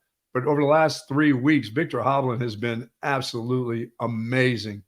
And the shots that he's made and the putts that he's made, his overall game has improved unbelievably over the last year. Now, I mean, this guy, he hasn't been like chopped liver. I mean, he hadn't been bad. But once he got into the winner's circle, now he can't get out of the winner's circle, you know? And next year will be key because I think, obviously, folks are going to think he's going to at least get one of these majors next year. That's how good he is. But Scheffler has to fix his putting. Yeah. Or boy, I mean, stroke after stroke. And I'm talking about 4-footers, 3-footers, BK, where he would lip out. And some of them, he didn't even hit the hole. I mean, he was hitting the ball off the heel, and he was worried about hitting the ball off the heel, not off the face, not in the middle. But he was heel putting a lot of putts and pulling a lot of putts during the course of the championship play. Yeah, it's tough to watch. I mean, honestly, yeah, Scotty Scheffler entered the tour championship with the lead, right? Because of what he's done over the course of the whole season. Correct. He started at 10 under par, which was 2 strokes better than anybody else in the field. And he couldn't do anything. He just never really figured it out this weekend. And you're right, the putter, which has been doing him in a lot in recent months, did him in over these last 4 days. So it sucked. He felt like Scotty Scheffler had a chance to win this thing, and he obviously had a phenomenal start to the season. Oh, yeah. And look, he's still been pretty consistent throughout the vast majority of this year. But as of late, yeah, the flat stick has failed him, and he had a golden opportunity to get this thing done and couldn't take advantage of it. And credit Viktor Hovland, man. I mean, the Norwegian out of Oklahoma State. He was doing the interviews after he won this thing yesterday, and he's like, dude, I live in Stillwater, Oklahoma. I don't need $18 million. What the hell am I going to do with all of this money? Hey, that type of money goes a long way in Stillwater. Any type of money goes a long way in Stillwater, Oklahoma. Go a little bit to Texas Sports Unfiltered there, Victor. Come on. What is that guy doing living in Stillwater still? Go back home. I know he went to Oklahoma State, but, dude, really? You got all that money? Get out of that place for sure. That dump? Get the hell out of there. Go back home. Oh, I mean, you could buy the entire city of Stillwater for $18 million. I don't know what the hell. $18 million to win that tournament yesterday. Yeah, and I think he was 27 under for the he started at 8 under, so he didn't completely, go 27 under par over the course of these 4 days, but he basically lapped the field. And you're right, like Schauffele, I think he cut it to 3 strokes at one point yesterday on the back nine, and it's like, well, if he couldn't make a putt. If he keeps making birdies and Hovland all of a sudden slips up, then maybe. But Hovland just never slipped up, like as good as Schauffele was yesterday. And those guys had the 2 lowest rounds of the entire field. So it's not like Schauffele wasn't doing anything. Schauffele did everything he could to try to make up the ground. But the problem for him was the fact that, Viktor Hovland just was money all day long. And you're right. I mean, he's the best golfer in the world right now. He's not world number 1. We'll see if he wins PGA Tour Player of the Year. But like right now, I got to believe he's going to win that with 4 straight wins. I think it's 4 straight or 3 straight wins and the big money, the FedEx Cup. I mean, Rahm won the big major, of course, winning the Masters in a couple, but he's got 3 wins for the season. I think Hovland, that made his 4th. And the big purse, I got to believe that he'll come out on top for sure. But the good thing about watching that, I got to watch that on my 85-inch screen TV thanks to AV Consultations and Tom McKay and the gang.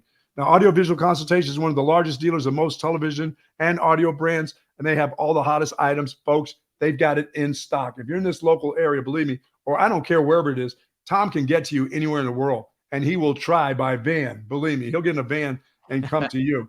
So you don't have to get all the mounts and buy the TV and try to set this stuff up yourself because Audiovisual Consultations, they're going to do it for you. They've got the TVs, the Sonos equipment, and they're not going to jack up the prices, folks. They're not going to take advantage of you as a consumer.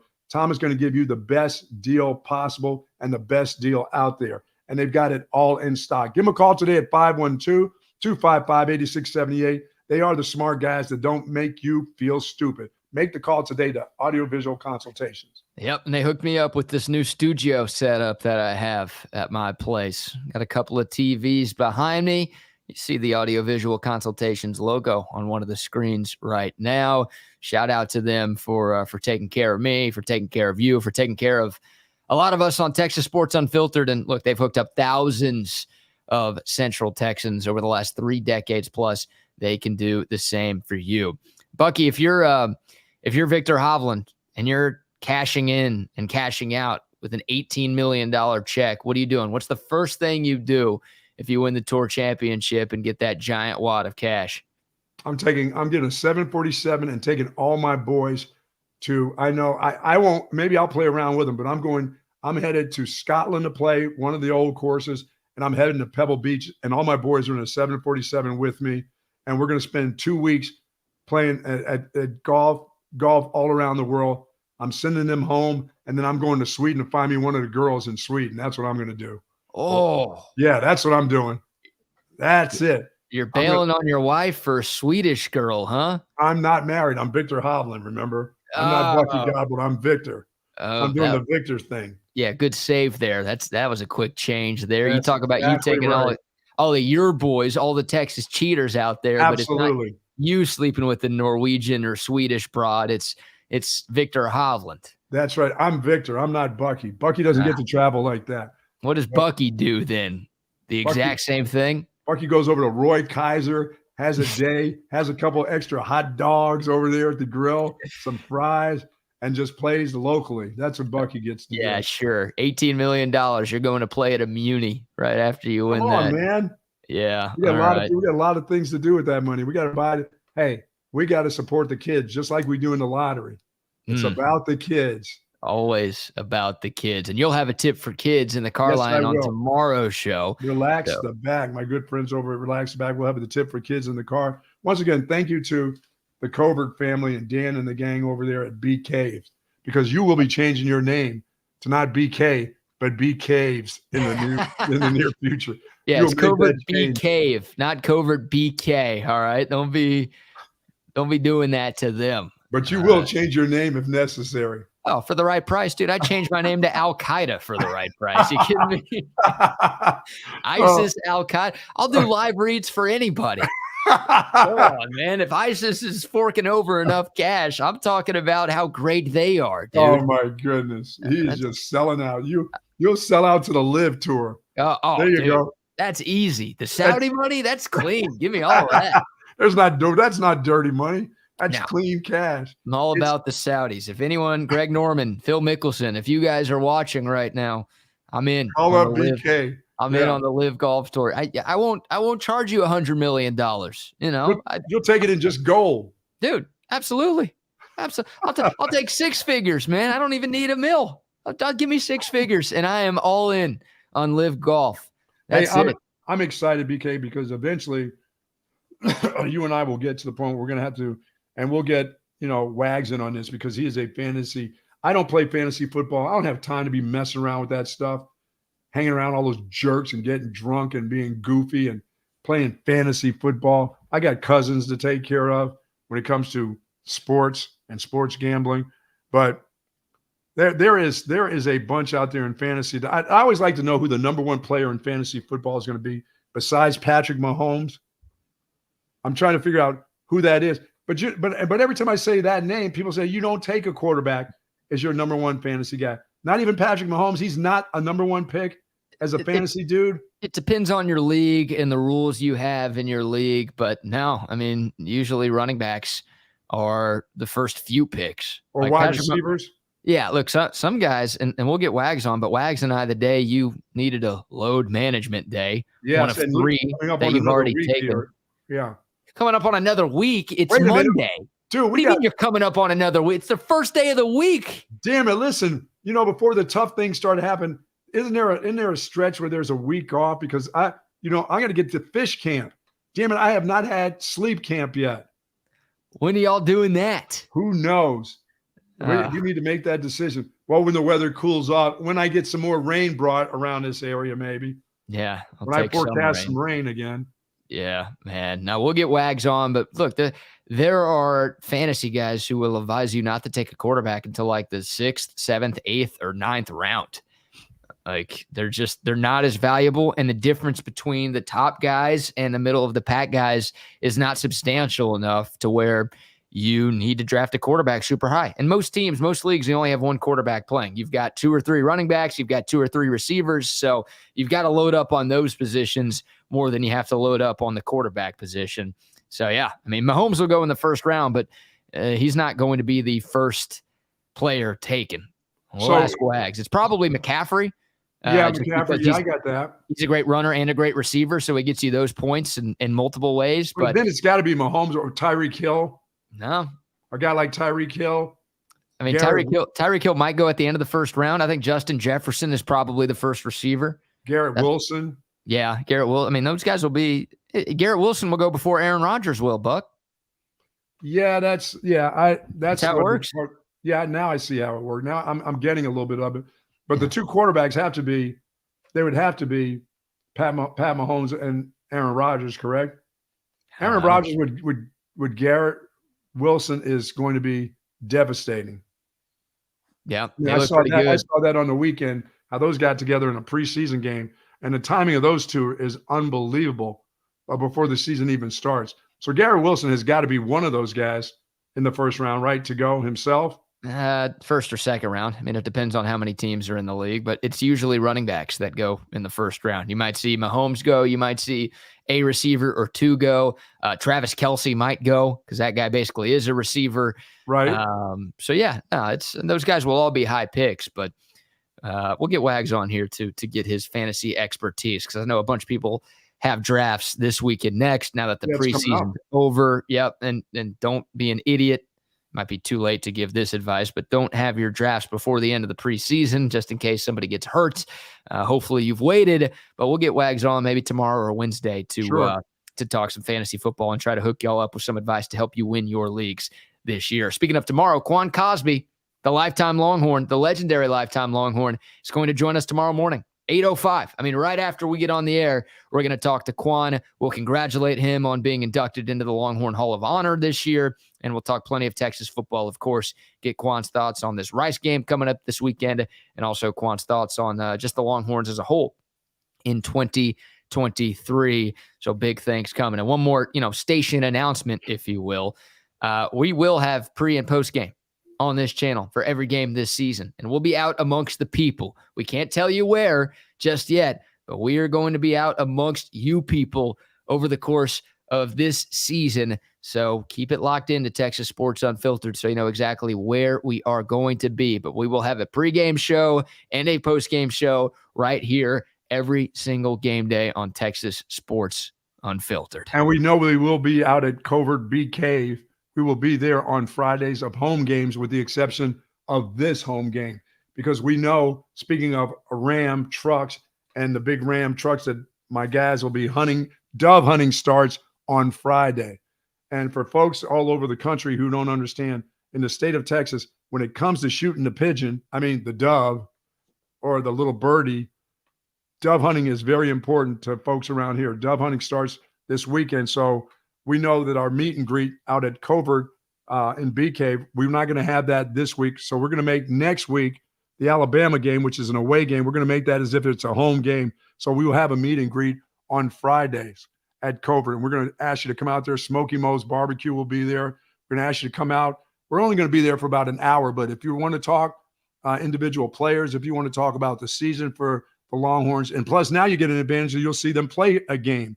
So you can come out. We'll talk about obviously about the Alabama game the following Friday, but we'll also talk about this football season and individuals, give you an opportunity as fans to come out to see a great car dealership and truck dealership out there in Sweetwater off of Highway 71 in BK, one of our title sponsors. But you'll also get a chance to talk to some of us.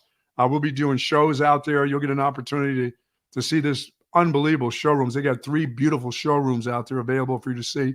And they've got a spot just for us that you're going to just love, folks. So come out there, enjoy some barbecue, enjoy some drinks, and enjoy talking some Longhorn football with us. That's for home games, except for this week.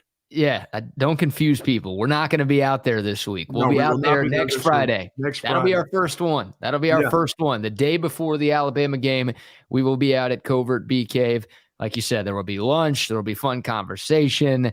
And you get to hang with us. And, of course, get to see the great selection of vehicles they have out there at Covert Bee Cave. And we will have guests coming out on Fridays.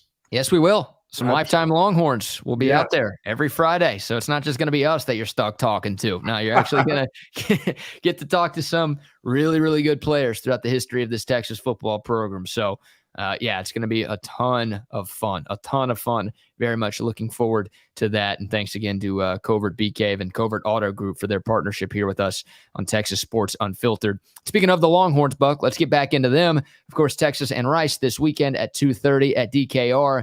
They had, not a full-fledged college game day show on Saturday because it was just week 0, but they had like a college football preview show on the 4-letter network on Saturday, and they were giving a bunch of predictions for what to expect in this college football season, and they talked about the Big 12, and everybody on the panel had the Longhorns winning the Big 12. Desmond Howard, who's known to have some pretty off-the-wall college football playoff predictions, actually does have Texas in the CFP. It might be bad news considering he had A&M there last year.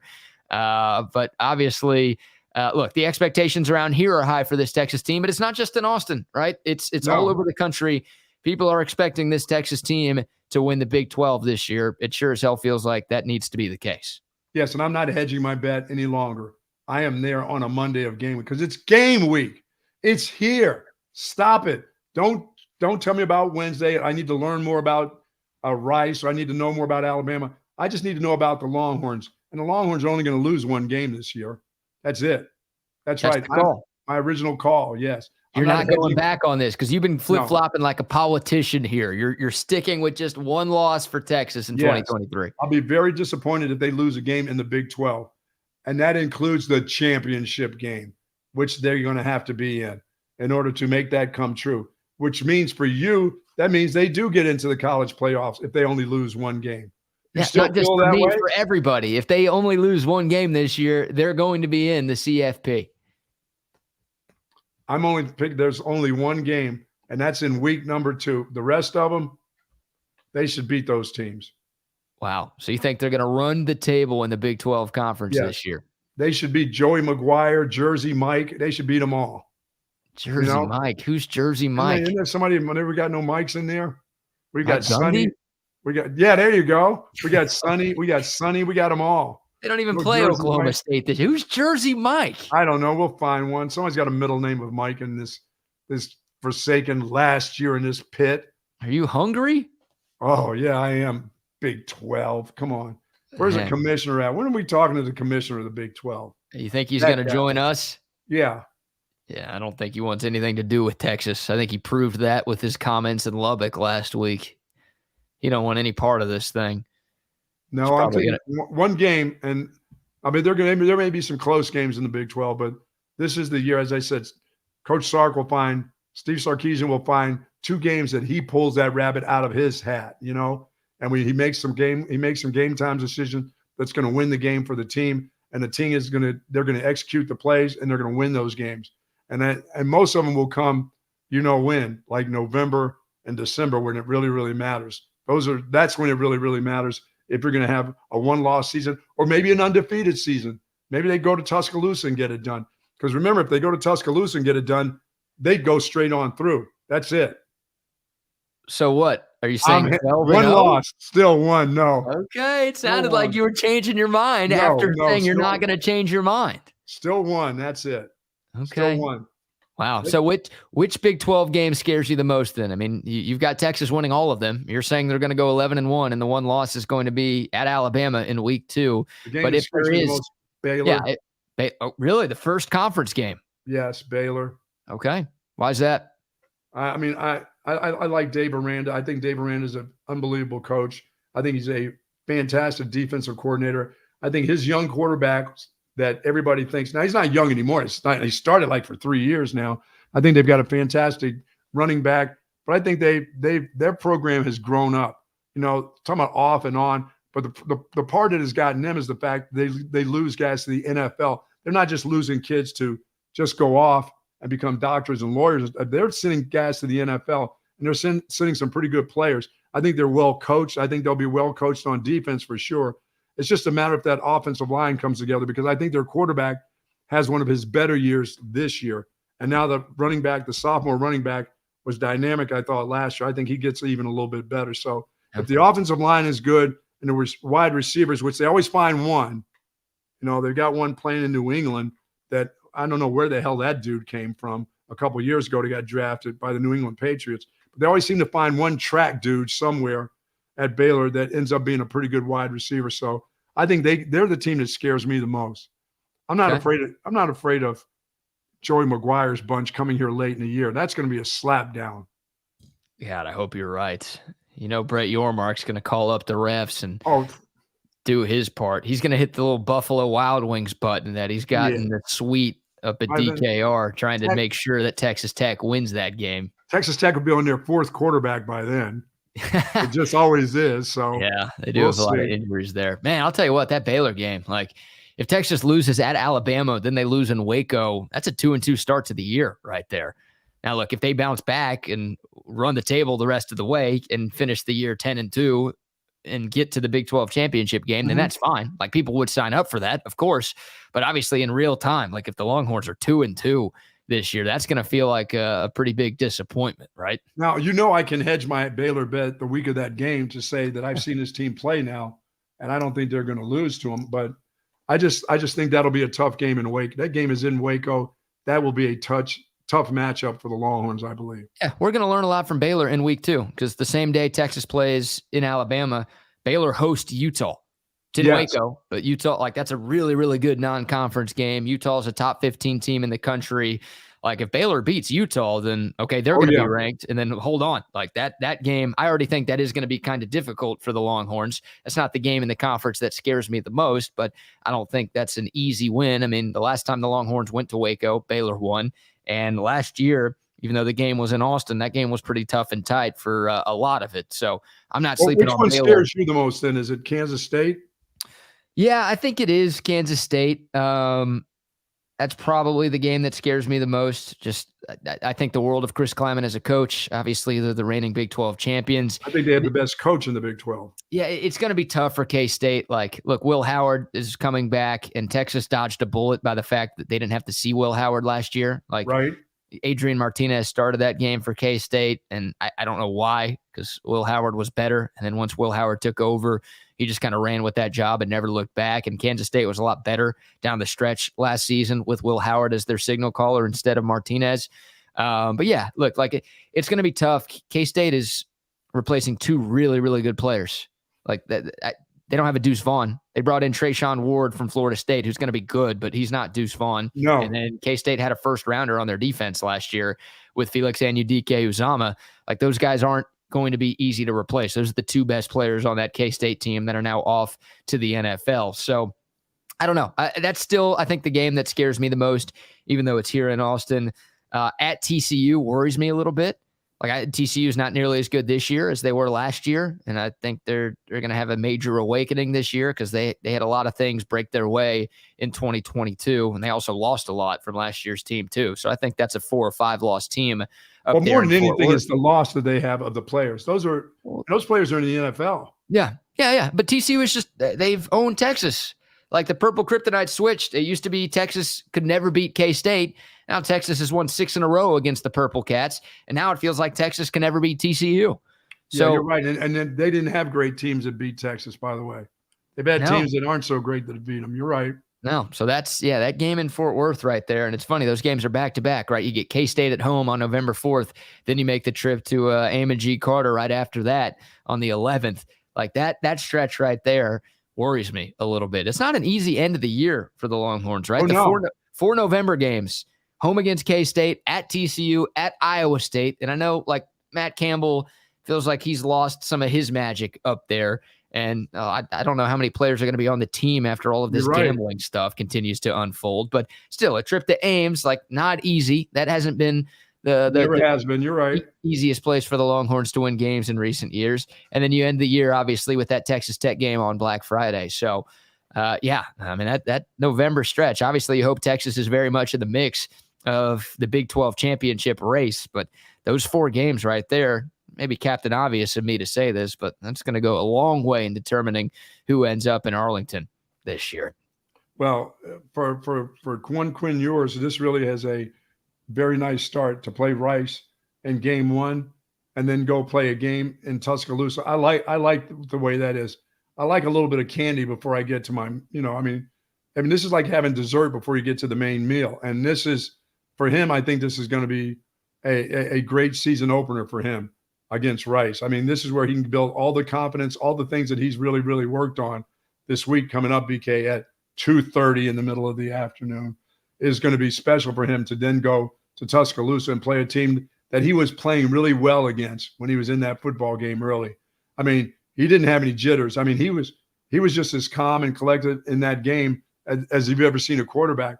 I mean, what a start in that football game for him. Now, it didn't finish the way anybody wanted it to, or for him, but he didn't look nervous whatsoever in that football game. He looked like he belonged in a game of that magnitude. Yeah. He really, really did. And he wasn't the only one. It was that football team. And I know what it was. It was because playing at home, you have nothing to lose. You were the underdogs. You were supposed to get beat by, the Heisman Trophy winner. You were supposed to get beat by them. But they came out and played an incredible football game. I wouldn't expect going to Tuscaloosa without that Heisman dude hanging around, without that other dude playing at the defensive end position gone, that you don't go there and feel as confident. But you've never been in that situation. None of these guys have ever been in that kind of atmosphere. They have not felt any of that kind of atmosphere in the Big 12. The closest to it is when you play at home, and you're at home. But to be on the road in that type of atmosphere, you're gonna separate the boys from the men in week 2. Yeah. You really are. Absolutely. And we talked about it last week. The last time Texas played a road game against an SEC team did not go well for Texas. They looked overwhelmed. Now, that was year 1 and game 2 of the Steve Sarkisian era. He's gotten a lot better as a head coach, and this team is obviously a lot better than it was in 2021. For sure. But yeah, no, it's a little bit different. It just means more. We've joked about that for years, but obviously playing in the SEC is a major, major deal, and we're going to all find that out next year. But playing on the road in those type of atmospheres, that's different too. So yeah, there's not a lot. I don't know if there's anything in the Big 12 that comes close to what Bryant-Denny Stadium is going to be on September 9th. And believe me, their head coach was not happy, as I said last year, with having to give out all those kudos to the University of Texas. He did not like to do that, and not to one of his former coaches and tell them how great they looked and how great the fans were. He hated doing that and talking about the atmosphere and having his team talk about the atmosphere of playing in Austin, Texas. He is going to want to stomp them, get ready for the following year. He's going to want his fans to be in a little bit of a lather in week 2 against the Texas Longhorns. I think Nick Saban likes this, right? Like Alabama's number 4. That's their lowest preseason ranking since 2009. Like people always kind of laugh and joke when Nick Saban tries to play the underdog role, but he actually can play it a little bit this year. Now, I get it. They're still number 4 in the country, and no one's ever going to view Alabama under Nick Saban as an underdog. Hell, it doesn't matter if Nick Saban's there. No one's ever going to view Alabama as an underdog. You're right. But no, like they are being overlooked by some people this year, and it feels like they're being picked by less people to win the national championship this year than like any year since Nick Saban took over. And by the way, the last time Alabama was ranked this low to start a year, they won the national championship, unfortunately, against Texas back in 2009. So I don't know how much it has to do with it's just because it's Texas and now they're coming to the SEC and what happened last year. No, I think Nick Saban is just on a mission this year. Like, people are starting to doubt me, really. Like, they think I'm done.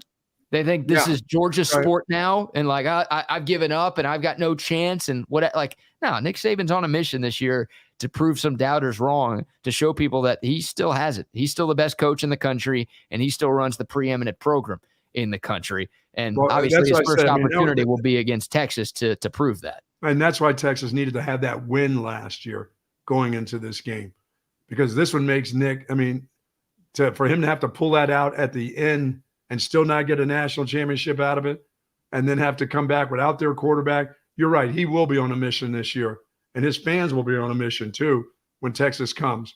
before they enter the SEC in their final year in the Big 12. They don't want them coming into Tuscaloosa and pretending that they're going to win that game. He doesn't want to be patting people on the back. He wants to be talking about, oh, I'm glad they're here. We can't wait for them to join the SEC, but we want to stomp Texas coming to our stadium. Just like I had to give out all those kudos to Texas fans. He wants the Texas fans that make this trip have to say, wow, coming into the SEC is going to be a mother next year. Yeah, it's a massive game for both teams. I did post a video on our channel last night, with a conversation I had with Ryan Fowler, who does sports radio in Tuscaloosa. He's covered the Crimson Tide for a long, long time. And he's kind of talking like the preseason poll is. This Alabama team has a lot of questions right now. They don't even know who their starting quarterback is going to be. Texas might see a couple of quarterbacks in that game on September 9th.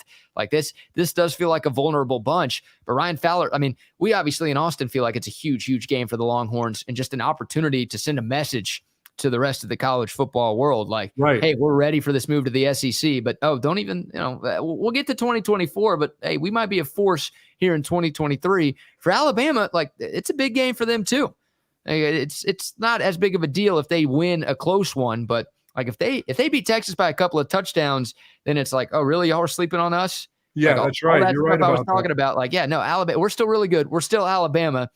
We're still one of the biggest factors in the sport. We should still be considered a major favorite to win the national championship this year. So it's more of a statement game for Texas. I don't think there's any debate about that, but it is still a statement game for Nick Saban's crew this year. Well, it has to be a game for Texas because we're talking once again about a coach that's only a 500 coach.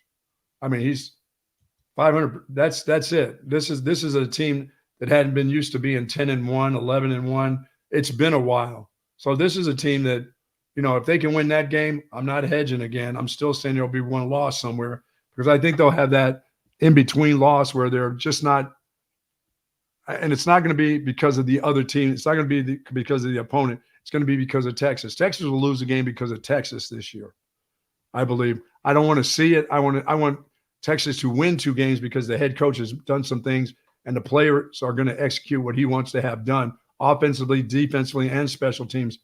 But there's going to be that game where I don't know if they can overcome.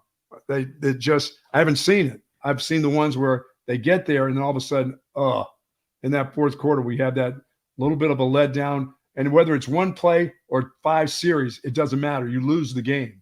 You don't win the game. You don't find a way to win it. This has got to be the year that they find a way to win those types of games. Yep. Like the one that they let Alabama get off the hook. They had them. They were on the hook, and they let them off last year. Missed tackles, Heisman Trophy winner. I don't care what the hell it was, but they let them get the hell out of here with a win. Yeah. How about this comment from Mario? When do we get Bucky's Gold Star locks? Well, we got one on Friday, and it did not go well.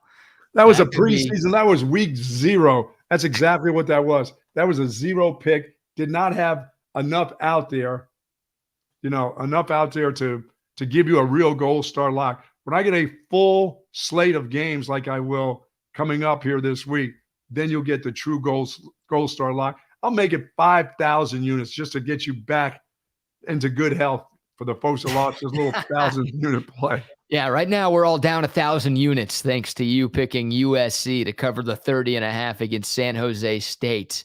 They couldn't get that done. They only won by 28. They couldn't stop them. Way to go, Alex Grinch. You really bet on Alex Grinch, Buck. You told all of our great listeners and viewers to bet on that dude. Come on, man. I felt better about them than I did Notre Dame, and I should have known better. Playing against the academies, Notre Dame, they'll be playing the Merchant Marine next week. Yeah. That's what they play. They play all these academies and get to beat up on them. Yeah, they got the Coast Guard. The Coast Guard, they'll play the Coast Guard too. And then they're playing the A&M Corps, the Corps of Cadets. That's ridiculous. Cut it out, Notre Dame. Stop doing this every year. Oh, man. Let Air Force have a break. Yeah, look, you feel bad whenever you bet against the Naval Academy or any of the military academies, right? You feel like you're betting against America. Those guys are our future heroes. Yeah, it's hard enough to do that at the end with Army Navy. It's hard enough to make that move.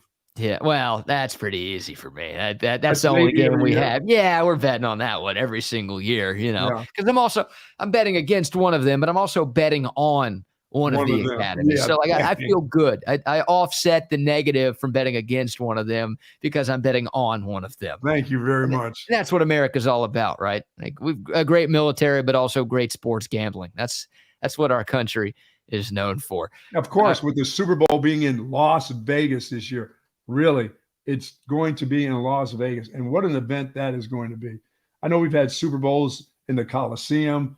We've had them down there in Houston, but a Super Bowl in Vegas, the Super Bowl, the premier gambling day in Las Vegas, that will be nuts. And we got to be there.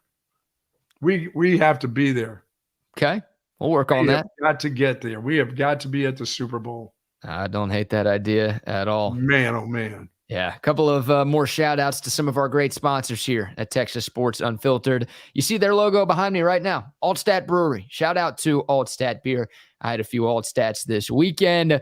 Hopefully you did the same. Get ready for football season with the greatness of Altstat Beer. Your tailgates, your watch parties, hey, if you're just staying at home and enjoying all the games this season, make sure you have an ice cold Altstat, a couple of Altstats by your side. They've got a number of different brews, something for every beer drinker out there. So you're sure to please everybody at the tailgate. And all of the Altstat beers are brewed with just 4 simple ingredients. There are no additives, there are no preservatives in any of the Altstat family of beers.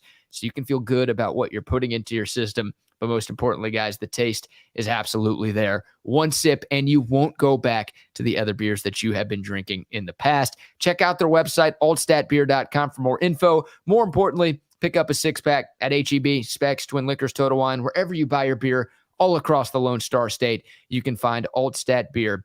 No impurities, no regrets. And Buck, how about some love to Relax the Back? You mentioned them earlier. They are sponsoring your Tip for Kids this year, but I know they are sponsoring your back health right now thanks to that great chair you're sitting in. Well, I love this chair. And, I've been looking for this kind of support for years and years. And I needed to have the support for my back after I had reconstructive thoracic surgery. And when I got to the folks at Relax the Back, folks, they made it happen for me. And my back couldn't be happier. Their motto is live wellness. And right now, folks, you're going to get great opportunities. Before the end of this week, we'll be talking about the great sales coming up here at the end of the week for the folks that Relax the Back. Now, at the Hill Country Galleria across from the Whole Foods in Austin, at the Gateway Shopping Center across from the Container Store. Live like the Buck, pain-free at Relax the Back. Absolutely. All right, Buck, let's talk some food here before we get out of here. I will mention this. I don't know if you saw this news, but Arizona State has self-imposed a bowl ban for the 2023 I did see that, season, yes. which that's great considering they were picked to finish 10th in the Pac-12 and they weren't going to make a bowl anyways. So they had already imposed, victory. Yeah, I do feel bad for the kids there though. Like they waited until the week before the season started to do this, basically meaning that none of the kids can enter the portal and transfer somewhere else. So I think about like the senior class, like this is some of those guys last year's to ever play football. Management move. Yeah, it's a big deal, to make a bowl game. Like Arizona State doesn't have huge aspirations this year, but those guys want to make and play in a bowl game in their final year of college football. And yeah, now they can't, and now they can't enter the portal. So you're right, it was a management move by Arizona State because they knew that if they made this announcement two months ago, then a bunch of guys were going to hit the portal and leave. But they do it now, and we're all about the student athletes, Buck, aren't we? Well, that's all right. They'll be joining the Big 12 along with their commissioner. So it'll be about the student athletes once they get here. Yeah, that's what they say. All right, let's talk some food, shall we? The State Fair of Texas, of course, coming up here in a couple of weeks. Every year they've got their Big Tex Choice Awards, where they hand out some trophies and some honors to some of the best new foods that are coming to the State Fair. Do you ever try that stuff, Buck? What's the go-to at the State Fair when you go up there? Well, I did try one of those corny dogs one year. Took me a while because I just didn't I don't like what the corny dog. Once you would take a bite out of it, you'd see the little red thing sticking out. So corny dogs look like little doggy wieners. So I'm not big on that. Oh. And I'm not a corn dog fan. I mean, I know people will wait a year until they have a corn dog. And I know people that throughout the year, eat corn dogs. I have had one, and as soon as I saw that little thing sticking out, I have not had another, and I will not have another. The Red Rocket? A Red Rocket, I can't do it. I can't eat a corny dog because just the visual is not good for me.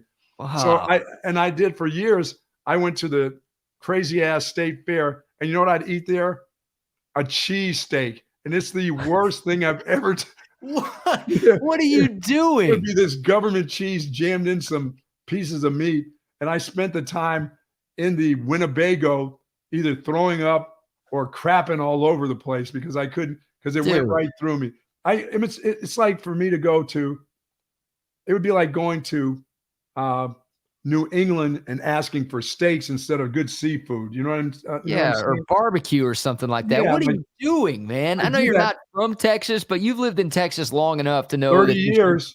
I mean, come on. You should lose your Texan card for that shit. What are you doing? I just don't know. I go to places, I go to different parts of the country, and I eat the stuff that you're not supposed to eat. Like, here, have a nice Philly cheesesteak up there in Dallas, Texas. Maybe they have one that tastes something like it. They don't have anything that tastes like it. Well, definitely not at the fair, dude. I mean, there's probably some decent restaurants that you could get an okay cheesesteak up there, but like at the state fair, what are you thinking? I'm not eating fried dip monkey penis. I'm not doing that. I'm not going to the state fair to eat chocolate covered monkey penis. I'm not doing it. My they dip everything up there in something. I don't eat that fried stuff. If it was just fried monkey penis, would you eat that? Is it the dip that does you in? You can't do fried and dipped. You can do fried or dipped, but not fried and dipped, huh? Yeah, I just don't do all that fried stuff. You go to the state fair, you don't get a corn dog, and you don't get the fried stuff. Instead, you get a Philly cheesesteak at the state fair of Texas. What are you doing, man? What is wrong with you? Deep fried pickle juice. I don't touch that stuff. I don't mess with it. I have a hard time going to the fair and eating anything. I don't like the menu of the stuff. I'm not adventurous when it comes. I'm 68. My stomach is not adventurous. You know what I mean? Oh, okay. So you're eating a Philly cheesesteak at the state fair. Yeah, that's. Well, I don't do it anymore. I learned that lesson 15 years ago. You don't eat anything? Now, when you go to the fair, you just don't touch anything. I'll go and stop at 7-Eleven and grab something from 7-Eleven pizza. That's what I'll do instead. But I'm not eating anything at the state fair. I remember when Trey used to bring that stuff around to us. We used to do shows up there, and my doctor, that was his day of eating crap, and he would actually partake in doing that stuff. But he'd bring it up to us, and I'm like, I can't eat that. That stuff will go right through me. I can't hold on. It doesn't hold on to the walls of my belly. You know what I mean? It just kind of slides right on out. So no, dude, I don't have a go-to. What are they trying to do this year? What are they trying to throw into you now? I'm glad you asked. There you go. You see that on your screen? I do. Okay, so those are the winners of the Big Tex Choice Awards for 2023. You've got 3 different categories. You've got Best Taste Savory, you've got Best Taste Sweet, and you've got Most Creative. I will read the descriptions of the 3 winners. So we'll start with Savory. That's on the left. The winner of the Best Taste Savory, the Big Tex Choice Awards at the State Fair of Texas in 2023, deep fried pho. Buck, you know what pho is? I thought it said PhDs. We're eating doctors now. What is? I mean, really? No, it's not PhD. It's PHO. Oh, what is a pho? You never had pho before? No pho for me. No. Is that a new creation? No. Is that from the internets or what? Well, it's Vietnamese food, and I know you hate Asian people, so that's probably why. I just got fawned in my nails. My lady is back in town. Oh, yes, that's why you like Asian people, because they do your nails. They all have to be doing manicures and pedicures, huh? That's what you think? Man. God. No, it's Vietnamese comfort food, but it's usually like a soup style thing. Like it's a broth, and they put a bunch of different things in this broth. And it's really popular, man. People love it. Like you could find pho restaurants all over the city, all over the state, all over the world. Like this is one of the most popular foods nowadays, it feels like. But they have deep fried it. So I'll read the description of the deep fried pho. Bringing a southern flair to this popular traditional Vietnamese comfort food that is both rich and savory, deep fried pho is handcrafted, rolled up, and deep fried Texas style. This unique combination creates a perfect balance between flavorful and refreshing. With every bite, you get a harmonious and succulent mouthful of noodles, slices of beef, fresh herbs, bean sprouts, and a taste of aromatic pho broth that has been slowly simmered for hours. To tie this experience together, it is served with a side of pho broth for dipping, lime, jalapeno, cilantro, and sriracha for a spicy, fiery kick. So it's basically it's like pho deep fried and turned into an egg roll. And it's hot before it gets to be pho. So, yeah. Would you try this? No. Mouthful of noodles, slices of beef, fresh herbs, bean sprouts in a little fried egg roll. Nope. It's too hot. It's already hot before it gets to be hot. No thanks. And it's hot out at the state fair. Okay. All right. On to, I'm not a huge pho guy. I hate soup. Did you know that? I can't stand soup. So you don't like my egg drop soup? No, okay. Your egg drop soup? No, yes, nobody. I like egg drop soup. I'm good with that. No, I thought you were talking like you make egg drop soup. Oh, no, I don't make it. That's because you said I had something against the Asian Yeah, make people. the Asians do everything for you, huh? Yes, that's right. Egg drop soup, delicious. There you go. I hate soup. All right, on to what is next. Best taste sweet. And Biscoff Delight is the name of the winner of this one. You a fan of Biscoff cookies, Buck? You know what those are. I love them. I love them. I like them with my coffee in the morning. Oh, there you go. So you'll love this then. I'll read the description of the Biscoff Delight that you see in the middle of your screen. Immerse yourself in the realm of a classic New York-style cheesecake coated with Belgian chocolate. Each bite reveals the symphony of an outer layer adorned with crushed Biscoff cookies, offering a delightful crunch. To elevate this edible artwork, a drizzle of Lotus Biscoff spread cascades gracefully, imparting a caramelized touch. Finally, a crowning glory is bestowed upon this culinary marvel with a perfectly placed Biscoff cookie that entices you to embrace pure indulgence. I love the explanation because I always like a nice orchestra in my mouth. I love that. That's great. You want a whole orchestra in your mouth, huh? Oh, yeah, great. I want that. All those people. I would try this. Okay. It's a cheesecake coated in Belgian chocolate, coated in Biscoff cookies, and obviously they give you the giant Biscoff cookie biscuit on top. Yes, definitely try it. I give that a shot. Yeah, you'll good luck taking all those woodwinds in your mouth, dude. And a giant double bass instrument, the cellos. The tuba for your throat, yeah. Yeah. Gross. All right, and finally, the what was the last award? Most creative. The most creative award. It's another dessert, the bourbon banana caramel sopapillas. Love sopapillas because I used to raise the flag at Poncho's. So bring in the sopapillas. That's great. I'll try that too. Oh, yeah. You raised the flag at Poncho's? Is that an innuendo? What do you mean? Yeah, I mean, they have the little, when you're ready for more, you pull up the little flag and they'll bring you more. I like this idea. Sopapillas. I like sopapillas. Here's the description here. Hot and delicious traditional sopapillas topped with vanilla, caramel-infused bananas, sweet bourbon syrup, crushed candied pecans, sweetened mascarpone cheese, crumbled Nilla wafers, and dusted with powdered sugar. Yeah, and all I need now is a big thing of, that's right, ice cream right on top. Oh. Give me a big slab of Amy's ice cream right on the top of that, and I'm golden, Jerry. Is that ice cream in the middle? It doesn't say anything in the description about ice cream, but you need to add ice cream, and everything's good for that one. Oh, yeah. Then you would really be creative if you threw some ice cream in there. I don't know if you can have this, though, because it's got that, you'd have to get it without the sweet bourbon syrup, I think, right? Yeah, I can't have the bourbon mess around. But everything else, you get the caramel, you can get the bananas, you can get the pecans, you can get the Nilla wafers, and then all I'm missing is the ice cream, baby. Little scoop of that real homemade vanilla from Listeria Bell. Yeah, yeah, 2 scoops from Amy's. That's right, 2 local scoops. Yes, I love Amy's. God, we got to get Amy's as a sponsor on this deal.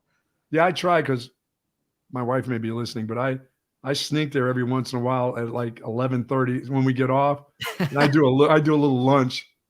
That's kind of my lunch. That's your lunch? You go to Amy's and get a couple of scoops? I go Mexican vanilla with pecans crushed up in them and call that lunch. Yes. Not bad. Yeah, they're Mexican vanilla.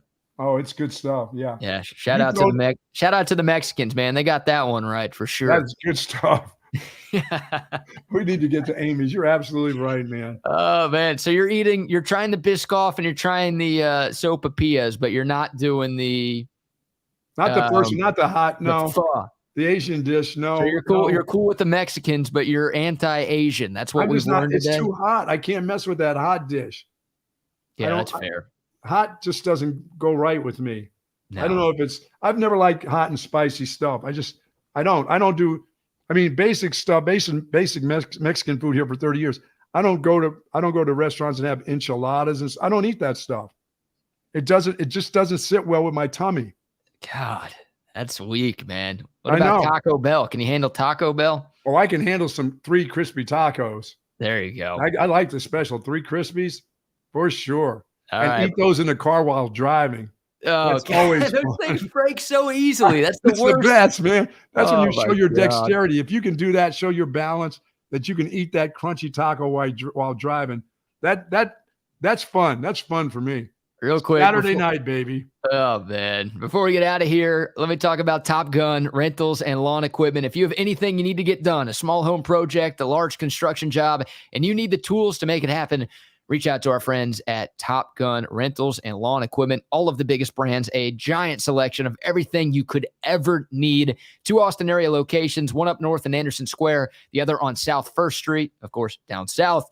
Check them out online, topgun.net. We'll shoot you straight. And finally, Woods Comfort Systems. Buck, you've got that Woods Comfort Systems AC unit at your place. You love it. They do great work. If something's wrong with your AC or you're building a home and you need an AC unit, reach out to our friends at Woods Comfort Systems. They're going to take care of you. Just check them out online at woodscomfortsystems.com. Woods Comfort Systems, where comfort is our middle name. Yes, and when I get on my other YouTube channel of meteorologists, I could have a weather channel coming up here shortly myself. Okay. Are we getting rain today? I am going to say we're going to get a little rain this evening. We'll take it. Remember, if I can get within the 24-hour limit, which of course, my doctor is he's so thankful yesterday. He got winds like you did. I don't think he got any rain. Did it just rain in Dripping Springs yesterday? Is that all it rained? I don't know. I didn't get it. You're telling me it didn't rain in Oak Hill, 5 miles down the road there? Nope. Maybe your people ought to go to church down in the Oak Hill area because your people, the Jews need to go to church to make it rain. What are you talking about? Because here in Oak Hill, we had all the rain we could. I mean, we had a half hour of torrential downpours here. God, I hope it comes to the rest of Austin today. Yeah, maybe today the rest of you heathens will get some of that. Lord knows we need it. Buck, great job. We'll talk to you tomorrow, my friend. Game week. Trey and BK from 12 to 1. Chip and Zay from 1 to 3. Like this video. Subscribe to the channel if you haven't yet. The Buck and I will be back tomorrow at 8 o'clock. Y'all have a good one. Hook 'em.